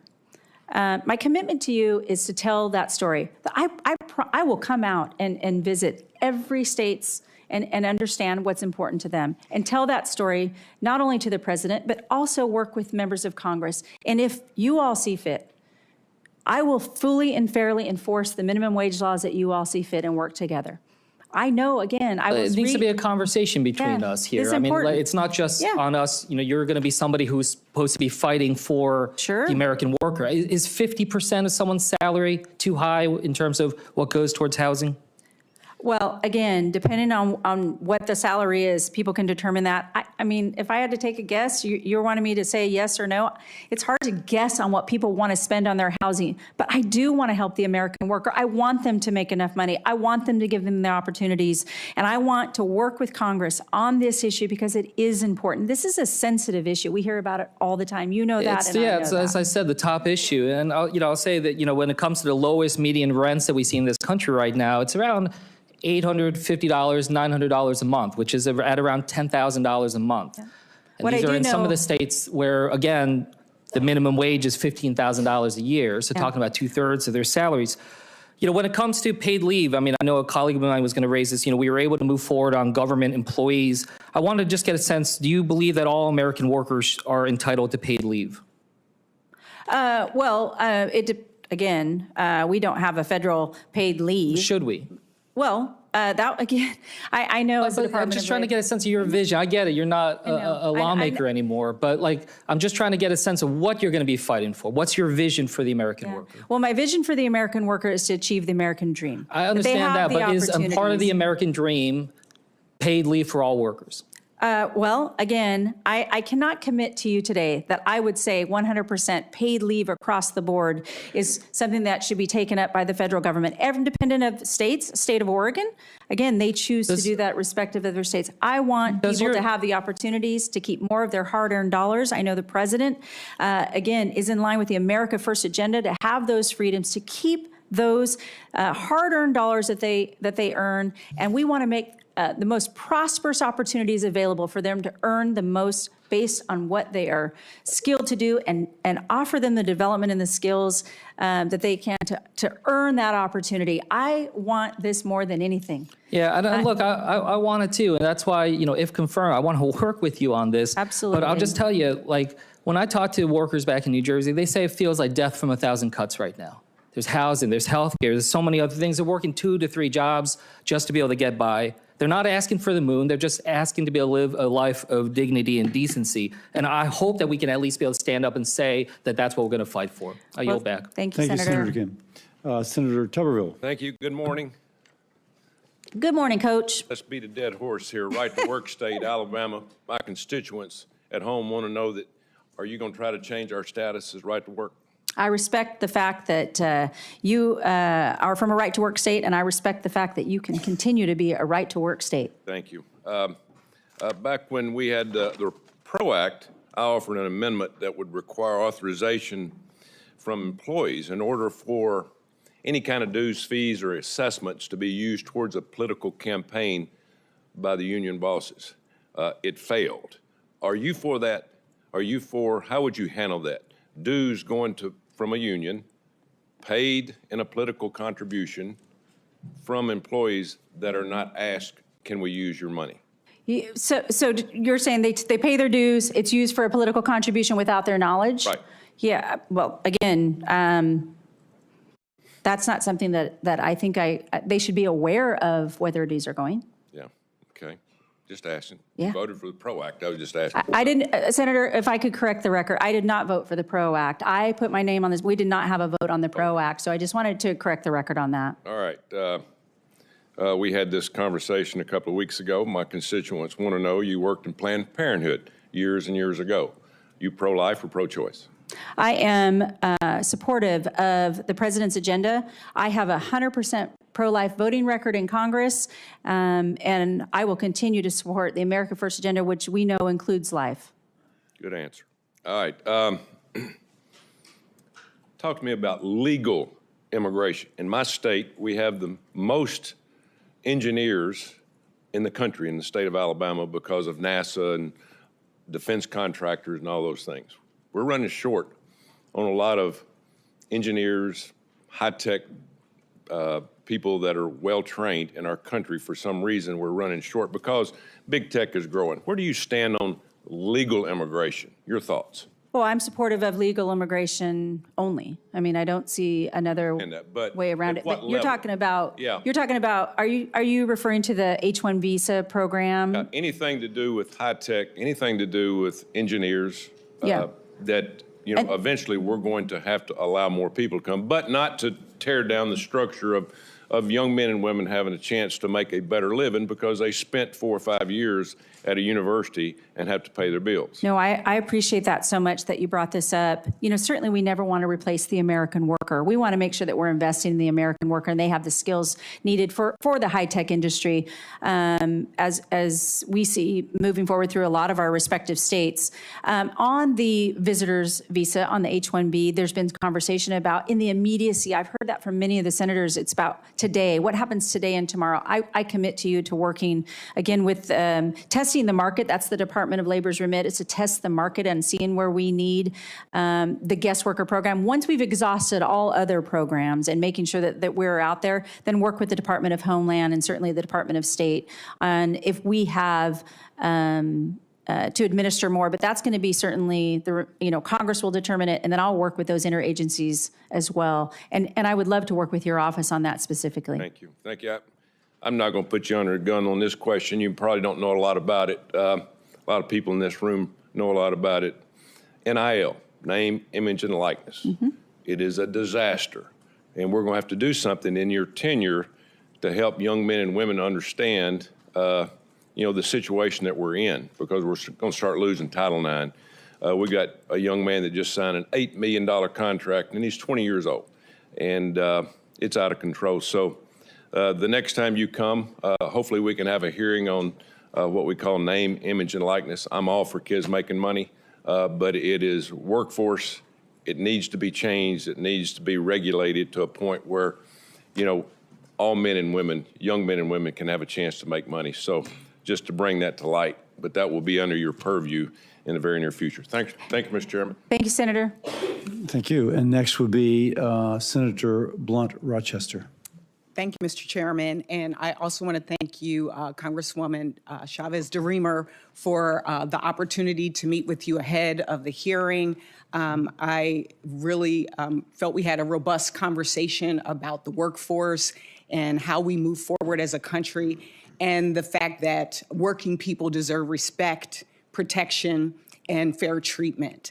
I want to start by just acknowledging, I know you are following the reports, the over 10,000 federal employees, civil servants who have been fired in recent weeks, including staff at the FAA, the NIH, HHS, the Department of Education, and more.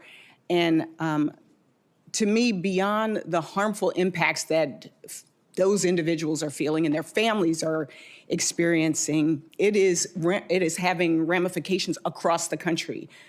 Everything from our plane safety to biomedical research to measles outbreaks that I just heard on the news earlier today, to the avian flu. All of this, while the cost of eggs are not going down, people are feeling the impact.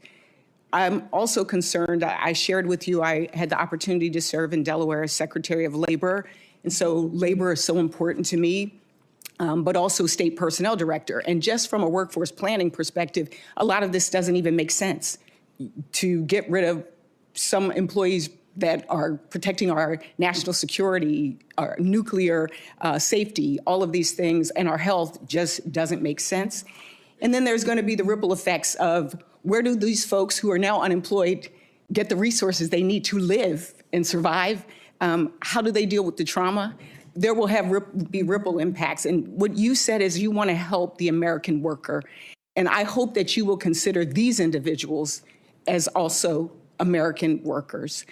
My questions, I wanted to talk a little bit about what we discussed in terms of the future of work, which has been one of my top priorities in preparing folks for the jobs of today, but also the jobs of tomorrow.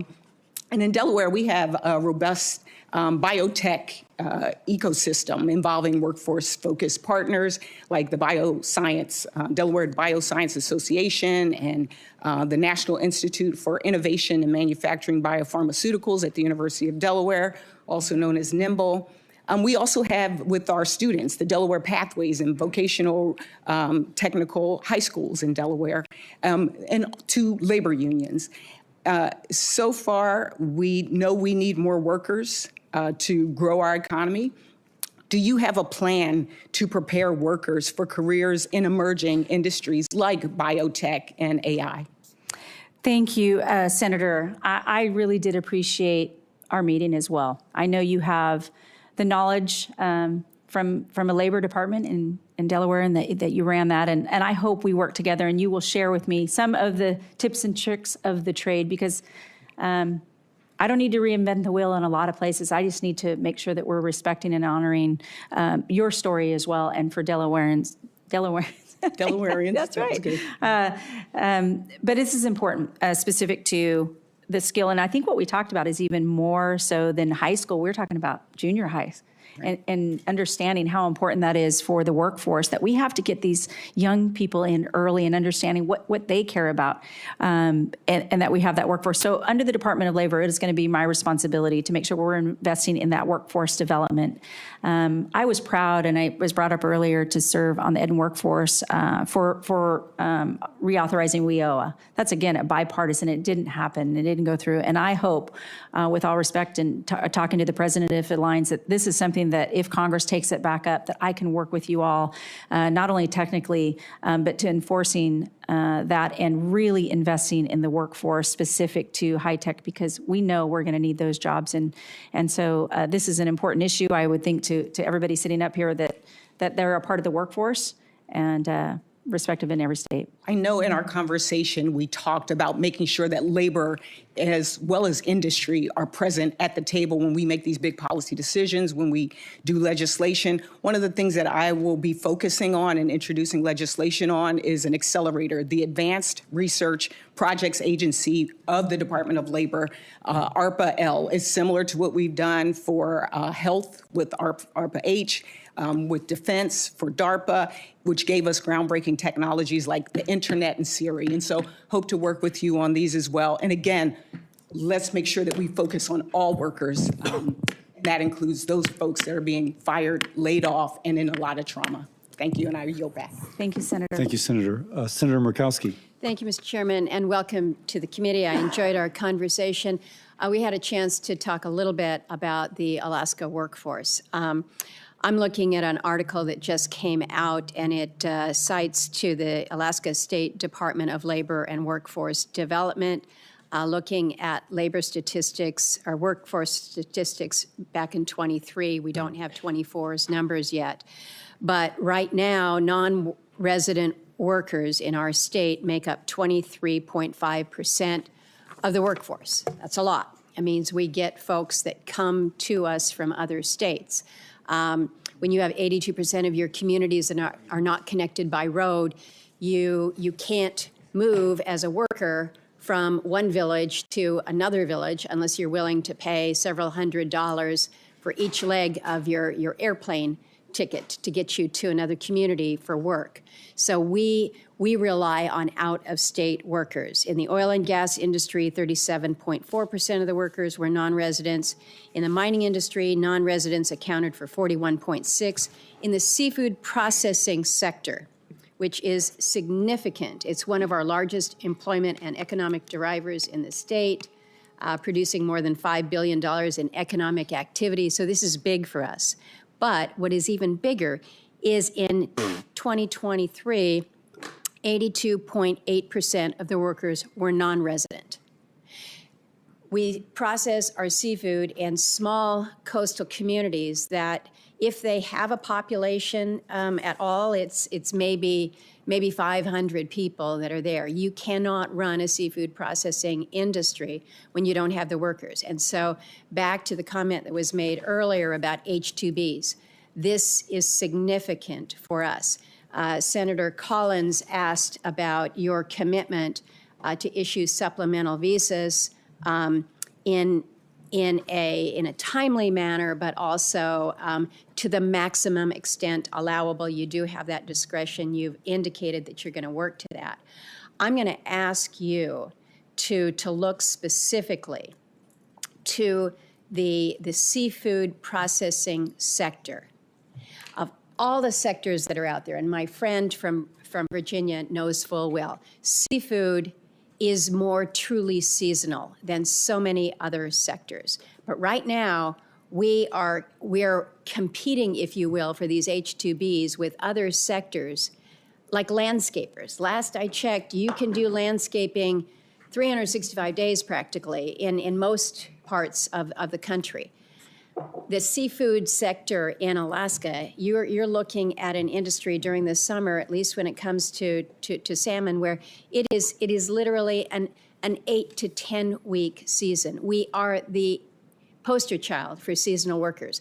I need to know that you will not only support the H-2B visa program, but commit to working with me on legislation to exempt seafood processors from the H-2B visa caps. This is something that we've been trying to work for years.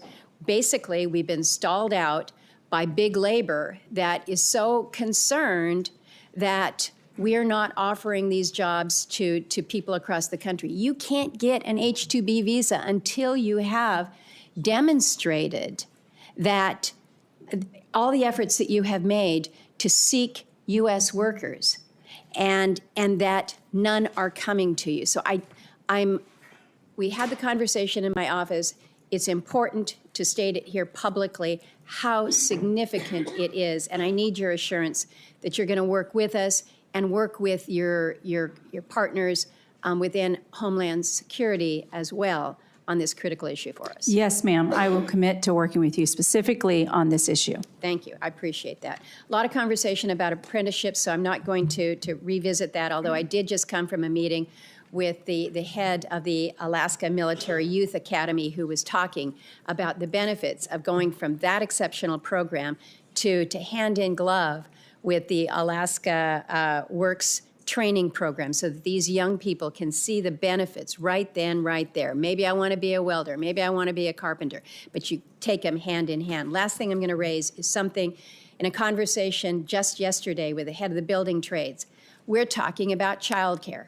We're talking about childcare because we can talk about a workforce, but if people can't get to the workforce because they can't afford childcare. So I would hope that you're going to prioritize families in the workplace and support incentives for on-site childcare. Yes, ma'am. Thank you. Thank you, Mr. Chairman. Thank you, Senator. Senator Markey. Thank you, Mr. Chairman. Welcome. Since his inauguration, President Trump has waged war on public servants, especially federal workers and their unions. The president violated union contracts, including by firing tens of thousands of federal workers, used his fork in the road proposal to strong-arm federal workers into resigning and waving away their legal rights and illegally attempting to nullify union contracts ratified in December of 2024 and January of 2025. As Secretary of Labor, will you abide by the terms of collective bargaining agreements between the Department of Labor and federal agency staff unions? Thank you, Senator. It was nice to visit with you. I know it's been a few weeks since we had that meeting, so I appreciate you being here today. Certainly, the Department of Labor is outside of the NLRB. Work collective bargaining is committed and happening independent of the Department of Labor. So I will work with your office in determining exactly what it is that you're specifically asking, but outside of the Department of Labor is to protect the American worker. And then, of course, as we overlap, because the Department of Labor expands a little bit more than collective bargaining and unfair labor practices under the NLRB. But will you advise President Trump and Elon Musk that they must reverse all decisions that violated the contracts that were negotiated between the unions and their agency employer? Well, certainly my role, if confirmed, is to advise the president on a full picture, and I will be candid on what that full picture looks like and then work with the White House. And if it aligns with the president's America First agenda, I will be that advisor to him, yes. Right. Well, I mean, obviously, collective bargaining is not part of his agenda, and that's where the Department of Labor historically has intervened to make sure that those protections are put in place. In 2023, during a House Committee on Education and Workforce markup, you said you can't have a strong union without the presence of the NLRB. On January 27th, President Trump illegally fired NLRB board member Gwen Wilcox in direct violation of the National Labor Relations Act. The NLRB now lacks a quorum and cannot enforce laws meant to protect working people from union busting and other illegal behavior by companies. And last night, President Trump signed an executive order stating the previously independent NLRB must now report to him. And the overall effect of this full-on assault is that President Trump has left workers unprotected with no way to exercise their labor rights. So as Secretary of Labor, you will be the president's top advisor on labor issues. If President Trump called you today and asked if he should reinstate Gwen Wilcox, how would you advise him? Well, that's a hypothetical, as you know, and I have not been confirmed. But I respect the president's executive authority to run the executive office as he sees fit. He is the one who was elected president by the American people, and he's honoring the promise he made to the American people. If confirmed, I will work on behalf of the president, but I will present him a clear and candid picture with the facts, and we will consult then together. But it is important from the Department of Labor that I give him that full picture. Yeah, well, unfortunately, according to President Trump, the NLRB is no longer an independent agency.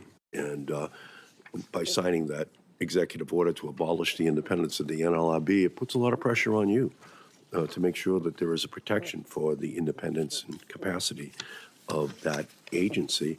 And I appreciate your record of engaging with unions, but workers are under threat at their workplace and in their homes. Greedy corporate executives chip away at their rights, lay them off, got their retirement, all while driving up prices. And the president is letting the richest man on the planet cut public school funding, threatening our children's education and jobs of the largest sector of union workers in the country. He lined his inauguration with billionaires collectively worth over $1 trillion. And since his inauguration, union workers in Massachusetts have already lost many, many jobs. And some of my Republican colleagues are eyeing cuts to programs that help people get food, housing, and health care. So if you're confirmed, and I'm assuming that you will be, I commit to working in support of all workers, and I hope you will work with me to stand up to President Trump when he takes actions that harm American workers. I think it's very important that the Department of Labor and you be the voice for those workers. Thank you, Mr. Chairman. Thank you, Senator. Thank you, Senator Markey. And now Senator Hawley. Thank you, Mr. Chairman. Congresswoman Chavez-Deremer, welcome. It's great to see you here. I enjoyed our conversation. It's been, gosh, now a month or more ago, but it's great to see you here. You've taken questions, obviously, from both sides, and I know you've taken a little heat from both sides. You've handled it beautifully. Let me just get a few things straight. For my Republican colleagues, let me just clarify. You are President Trump's choice to lead the Department of Labor. Have I got that right? Yes, you have. And you support the president's policies and will implement his agenda. Have I got that right? Yes. And to my Democrat colleagues, you very proudly sponsored many pieces of pro-labor legislation in your time in the United States House of Representatives. You have a long record of working with labor, of working with business to try to advance a pro-worker agenda. Is that fair to say? Yes. Which is probably why the president chose you for this role, if I'm speculating. Is that fair? I think your record is really outstanding. Let me ask you about one issue that hasn't gotten a whole lot of airtime today, but I think is so important. That's the significance of immigration when it comes to the American worker. I've got a chart here that I want to show you. This is the Department of Labor's own data on jobs following the pandemic and in the last administration, in the Biden administration. If you look here in the red, those are foreign-born workers. If you look at the blue, those are American-born workers. And as you can see, the data that you can see it, the graphic itself tells the story.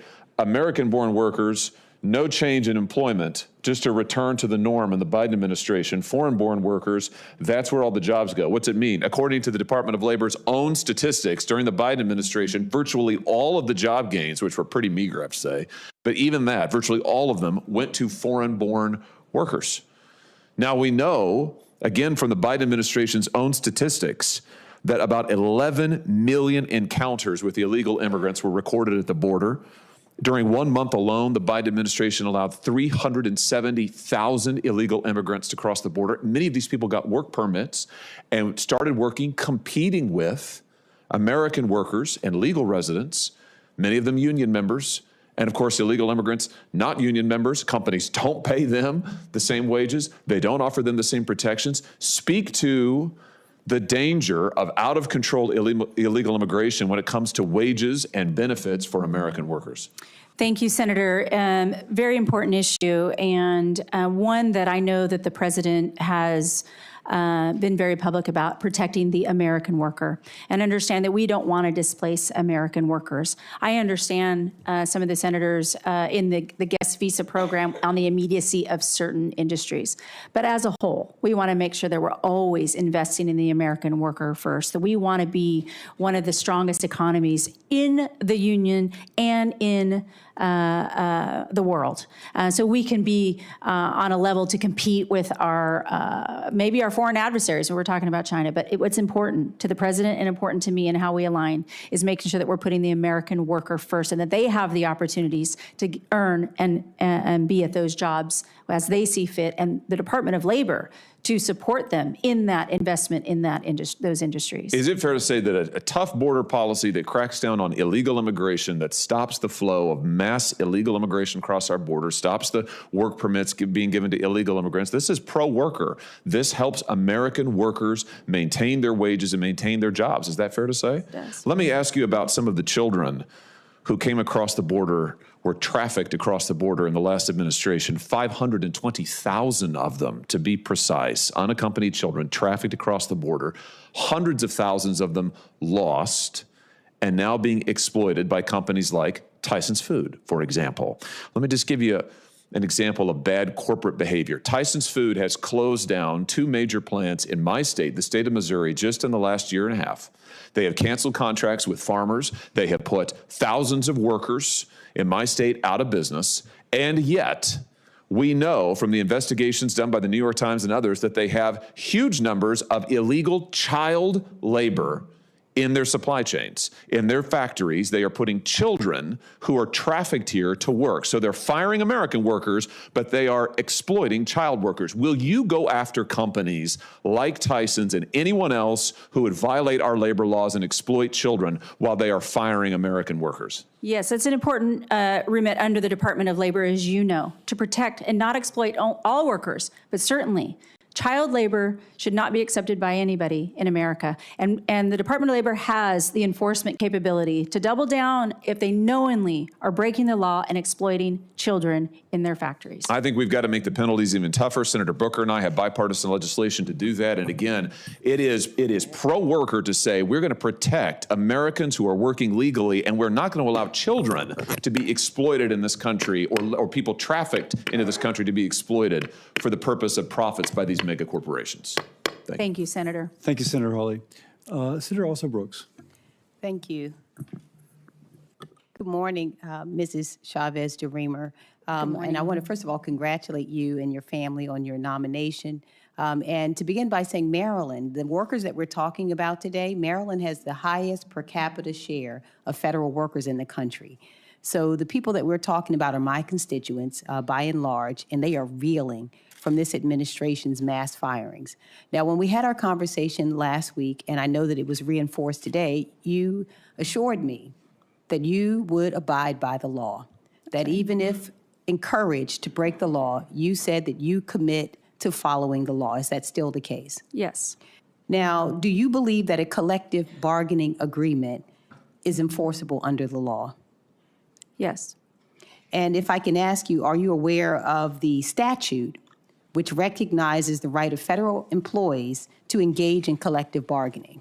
I don't know the statute number. So It's Title VII of the Civil Service Reform Act. But what I can tell you is that statute, are you aware of that statute or any statute that limits the binding nature of a collective bargaining agreement based on when it was signed? I'm not an attorney, as you know, and so I would like to. But you would be in charge Yes. of enforcing the law. So if it is the law, yes, that there is no statute that limits the binding nature of a collective bargaining agreement, then you would enforce that collective bargaining agreement. I will fully and fairly enforce the law. Now, I want to tell you that President Trump has canceled what he has called as lame duck collective bargaining agreements.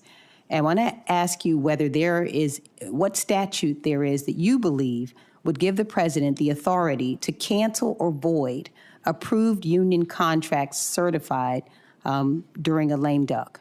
I'm not familiar, and I cannot weigh in on any specific statute that you're asking me about. But again, if it is the case, and it is, that there is no statute that allows you to set aside a collective bargaining agreement, there's no time limit, would you enforce that collective bargaining agreement pursuant to the law? Again, Senator, being not familiar specifically, I would certainly want to, discuss this with the solicitors at the Department of Labor if confirmed, just to make sure that I am on the same page without committing to exactly Well, no, but what once you're it's referring to. confirmed for you that it's the law, you have committed that you will enforce the law. I'm committed to always fully and fairly enforce the law, and I will work with the solicitors of the Department of Labor to make sure before I weigh in specifically on this specific that you're talking about. Okay, let me ask you another question. Now, President Trump made some, I would call it troubling and shameful comments after the devastating fatal plane crash that occurred here in Washington, D.C. I'm sure you're aware of that plane crash. Yes, ma'am. And he blamed at the time, while the bodies were still in the water, many of them were children, he took that moment to blame the incident on Federal Aviation Administration hiring people with intellectual and mental health disabilities. Again, while the recovery efforts were going, do you agree with the president's comments? Senator, I cannot comment on what the president says or does not say. I support the president in this agenda that he is moving forward with. No. So The for question me is not his agenda. Do you agree that with the comment that hiring people with intellectual and mental health disabilities was the reason do you agree with the comment that was the cause? I have not had a conversation with the president on this, and I cannot weigh in and speak to that any further. Okay, I want to make you aware that the same hiring language that appeared on the Federal Aviation Administration's website under President Biden are also there during President Trump's first administration as well. So nothing has changed in terms of the hiring practices. But should workers with disabilities be allowed to work Absolutely. at FAA? Okay. Now, in an email that was sent out across the government through OPM, it classified, it used language that, quote, said that their goal was to move from their lower productivity jobs in the public sector to higher productivity jobs in the private sector. Do you agree that public sector jobs are low productivity jobs? Again, no, this is not hypothetical. Unless we determine what those are, it's hard for me to, if just putting it all in one size fits all, it's hard for me to comment on that. No. It's a yes or no. Do you believe that public sector jobs are, quote, low productivity jobs? Is that your opinion? On its face, no. No. Okay. Thank you so much. Yeah, thank All right, you. I yield. Thank you, Senator Elsa Brooks, our senator from Kansas, who's a little humbler this week than he was 2 weeks ago. Chairman, I hadn't even thought about that issue for about 3 minutes. But I am serving lunch today to the junior senator from Pennsylvania. And Senator Blunt Richardson notices that you're wearing Philadelphia Eagle colors. So guilty as charged. Guilty as charged. All right. Well, welcome, Congresswoman. Thank you for being here today. I'm so grateful for President Trump nominating you. Thank you. I think when he did this, it was certainly a shout out to the hardworking men and women across this country. Based upon your resume, the work you've done, that you certainly have been a person committed to, again, those hardworking men and women across the country, union or non-union workers. Those are people that President Trump supports, and we want them to be successful. We want you to be successful, and I think you're going to be a great representative at the table. Represent him as we're going forward. I want to talk about workplace development for a second. Though unemployment is relatively low, supposedly, our participation rate isn't as good. And I think there's an opportunity there to get people back in the workforce. And if they don't have the skills, the education to do that, then let's help them out. I see there's so many great opportunities, our community colleges, our technical colleges, the unions, apprenticeships. all those pieces are out there. What can we do? What can you do to help support them and help them be successful?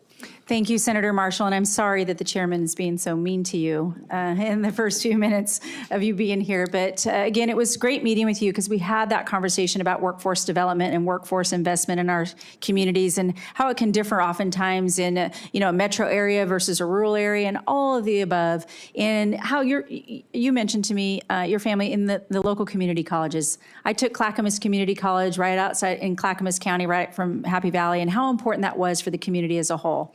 And from the Department of Labor, I couldn't, again, be more prideful that I had served on education and workforce on the WIOA reauthorization. And while it didn't make it through, I hope Congress, if the president sees that this is important, that Congress will take this back up for the reinvestment into our young people so that they can be skilled and reskilled in our respective states.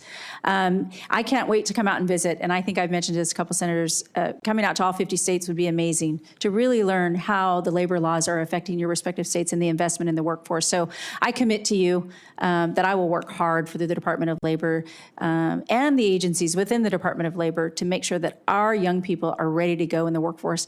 And I also know we talked about the average age of a community college entrance is 27 years old. Sometimes people are looking to upskill or get another certificate so they can stay in their communities where they're raising their families, and that's their investment. So I look forward to making this wholeheartedly a pillar of the Department of Labor is workforce investment and development. More flexibility in the Pell Grants would be a step forward.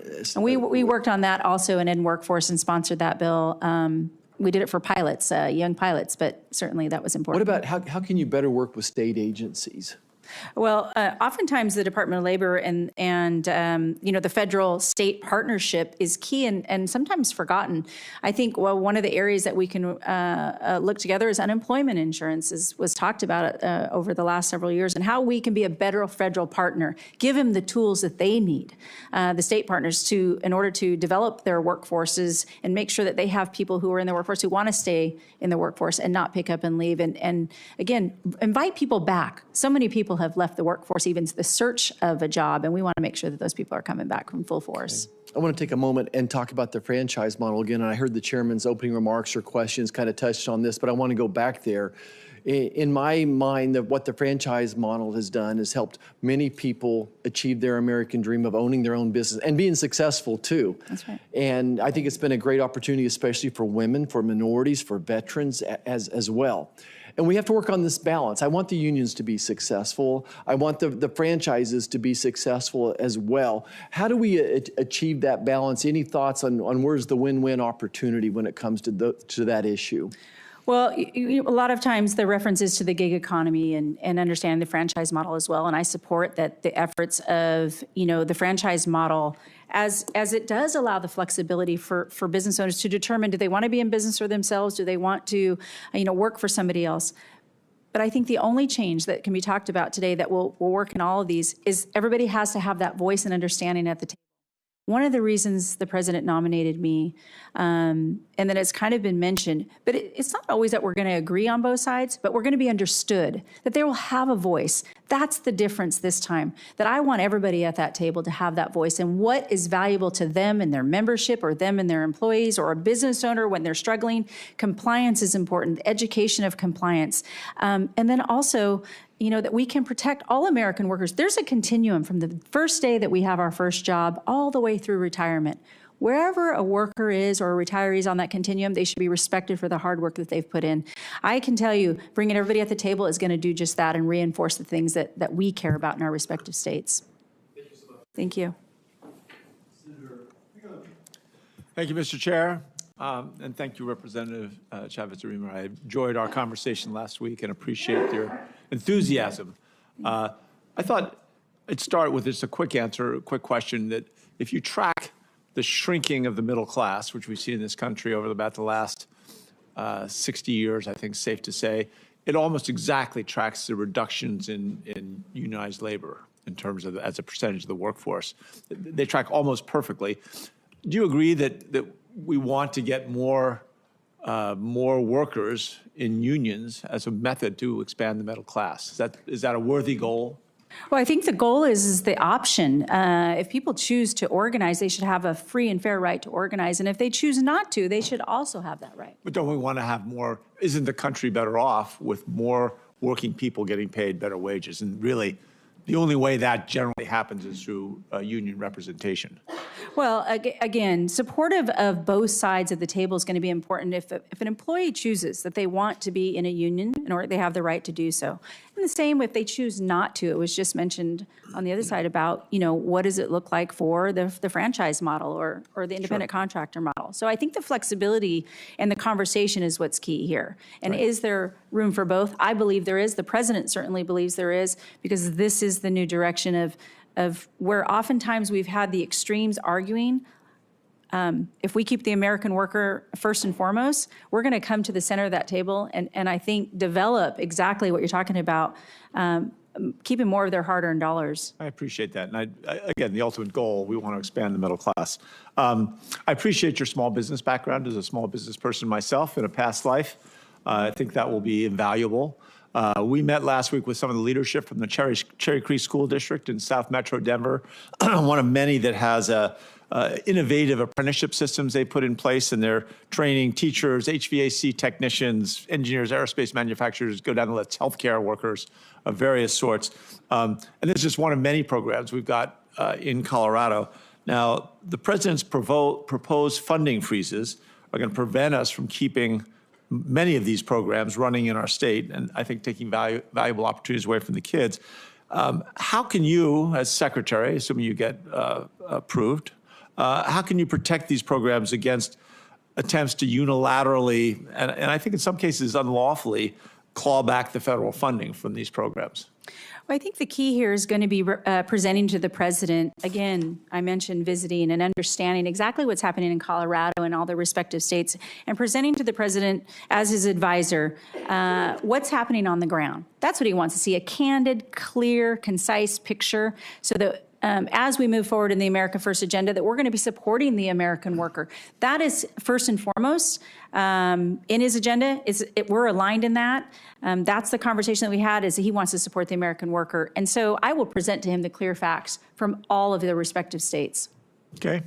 Back to youth apprenticeships, which, as you know, my last 6 years as governor, that's what I spent a lot of time on. And I look at it as one of the great gaps that 65 to 70% of our kids aren't going to get a four-year degree, and we have done a piss-poor job of giving them the tools to acquire the skills necessary to have, the American dream. Is there ways that we can look at to expand apprenticeship programs, youth apprenticeship programs? So I'm not just talking about 18 and over. I'm talking about 16-year-old, 17-year-old, 18-year-old kids who could want to work in an accounting firm or an advanced manufacturing or a hospital, whatever.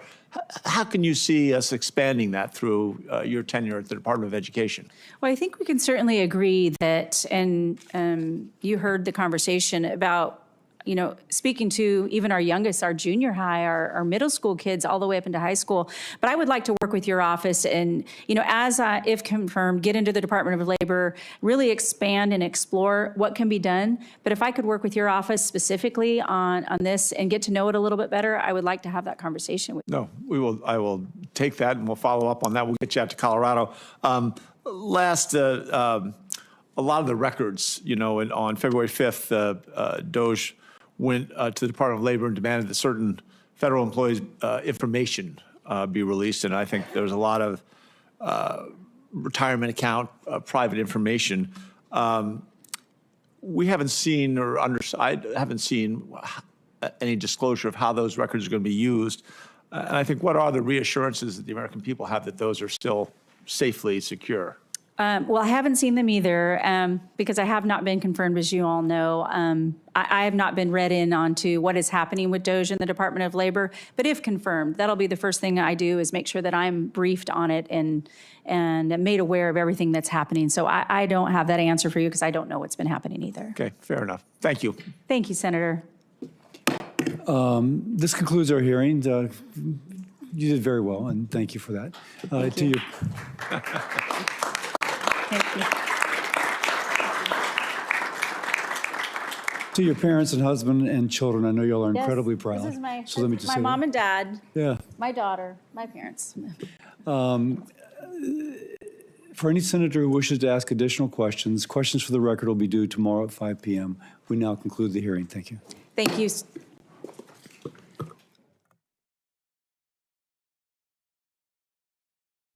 Chavez-Deremer, thank you for appearing before the committee and for meeting with me and others over the past several weeks.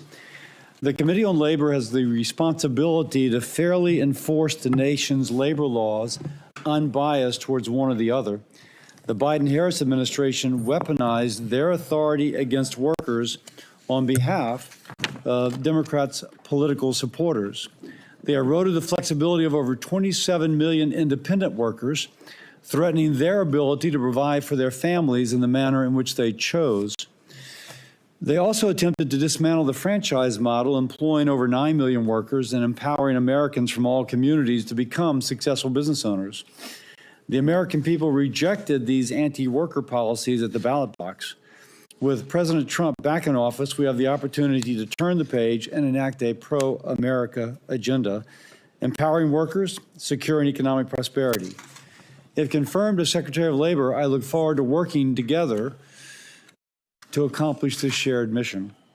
Your nomination has support from both unions and businesses. You're in a unique position to build a bridge between these two groups to benefit all workers. With potential labor disputes on the horizon, I'm sure these relationships will be an asset to the Trump administration. There are concerns, however, about your past support for the Democrats' cornerstone legislation, the PRO Act. Workers should have the freedom to decide if they wish to join a union or not. The PRO Act would eliminate this freedom, allowing workers to be coerced and intimidated into unionization. I represent a right-to-work state. This protects workers from forced unionization. This is, of course, therefore, deeply important to me. I appreciated our conversations on this issue. I now understand that your co-sponsorship of the PRO Act did not reflect your support of the legislation, but rather your interest in being part of any group that legislated on behalf of employees' rights. I'm sure you will have the opportunity to explain your position and the Trump administration's position and agenda moving forward during this hearing. Thank you again for being here. I look forward to understanding your vision for the Department of Labor and how we can work together, empowering all workers and unleashing the American economy. With that, I yield to Senator Sanders. Thank you, Mr. Chairman, and thank you, Ms. Chavez-Deremer, for being with us. And let me begin by thanking the Biden administration for being the most pro-worker administration in the modern history of this country. The mission of the Department of Labor is, quote, to foster, promote, and develop the welfare of the wage earners, job seekers, and retirees of the United States, improve working conditions, advance opportunities for profitable employment, and assure work-related benefits and rights, end quote. That is the mission of the Department of Labor, and it is a mission that is more important now, in my view, than it has ever been. Mr. Chairman, for the past 50 years, our economy has been doing extraordinarily well. Never, ever done better for the people on top. Top 1% right now is enjoying wealth and power in a way that has never existed in the history of America. We now have the absurd situation, the disgraceful situation, where three people, Mr. Musk, Mr. Zuckerberg, and Mr. Bezos, are now worth over $900 billion. That is more wealth than the bottom half of American society, 170 million people. Is that really what America is supposed to be about? In America today, Mr. Chairman, we have more income and wealth inequality than we have ever had. Over 60% of our people, as we speak,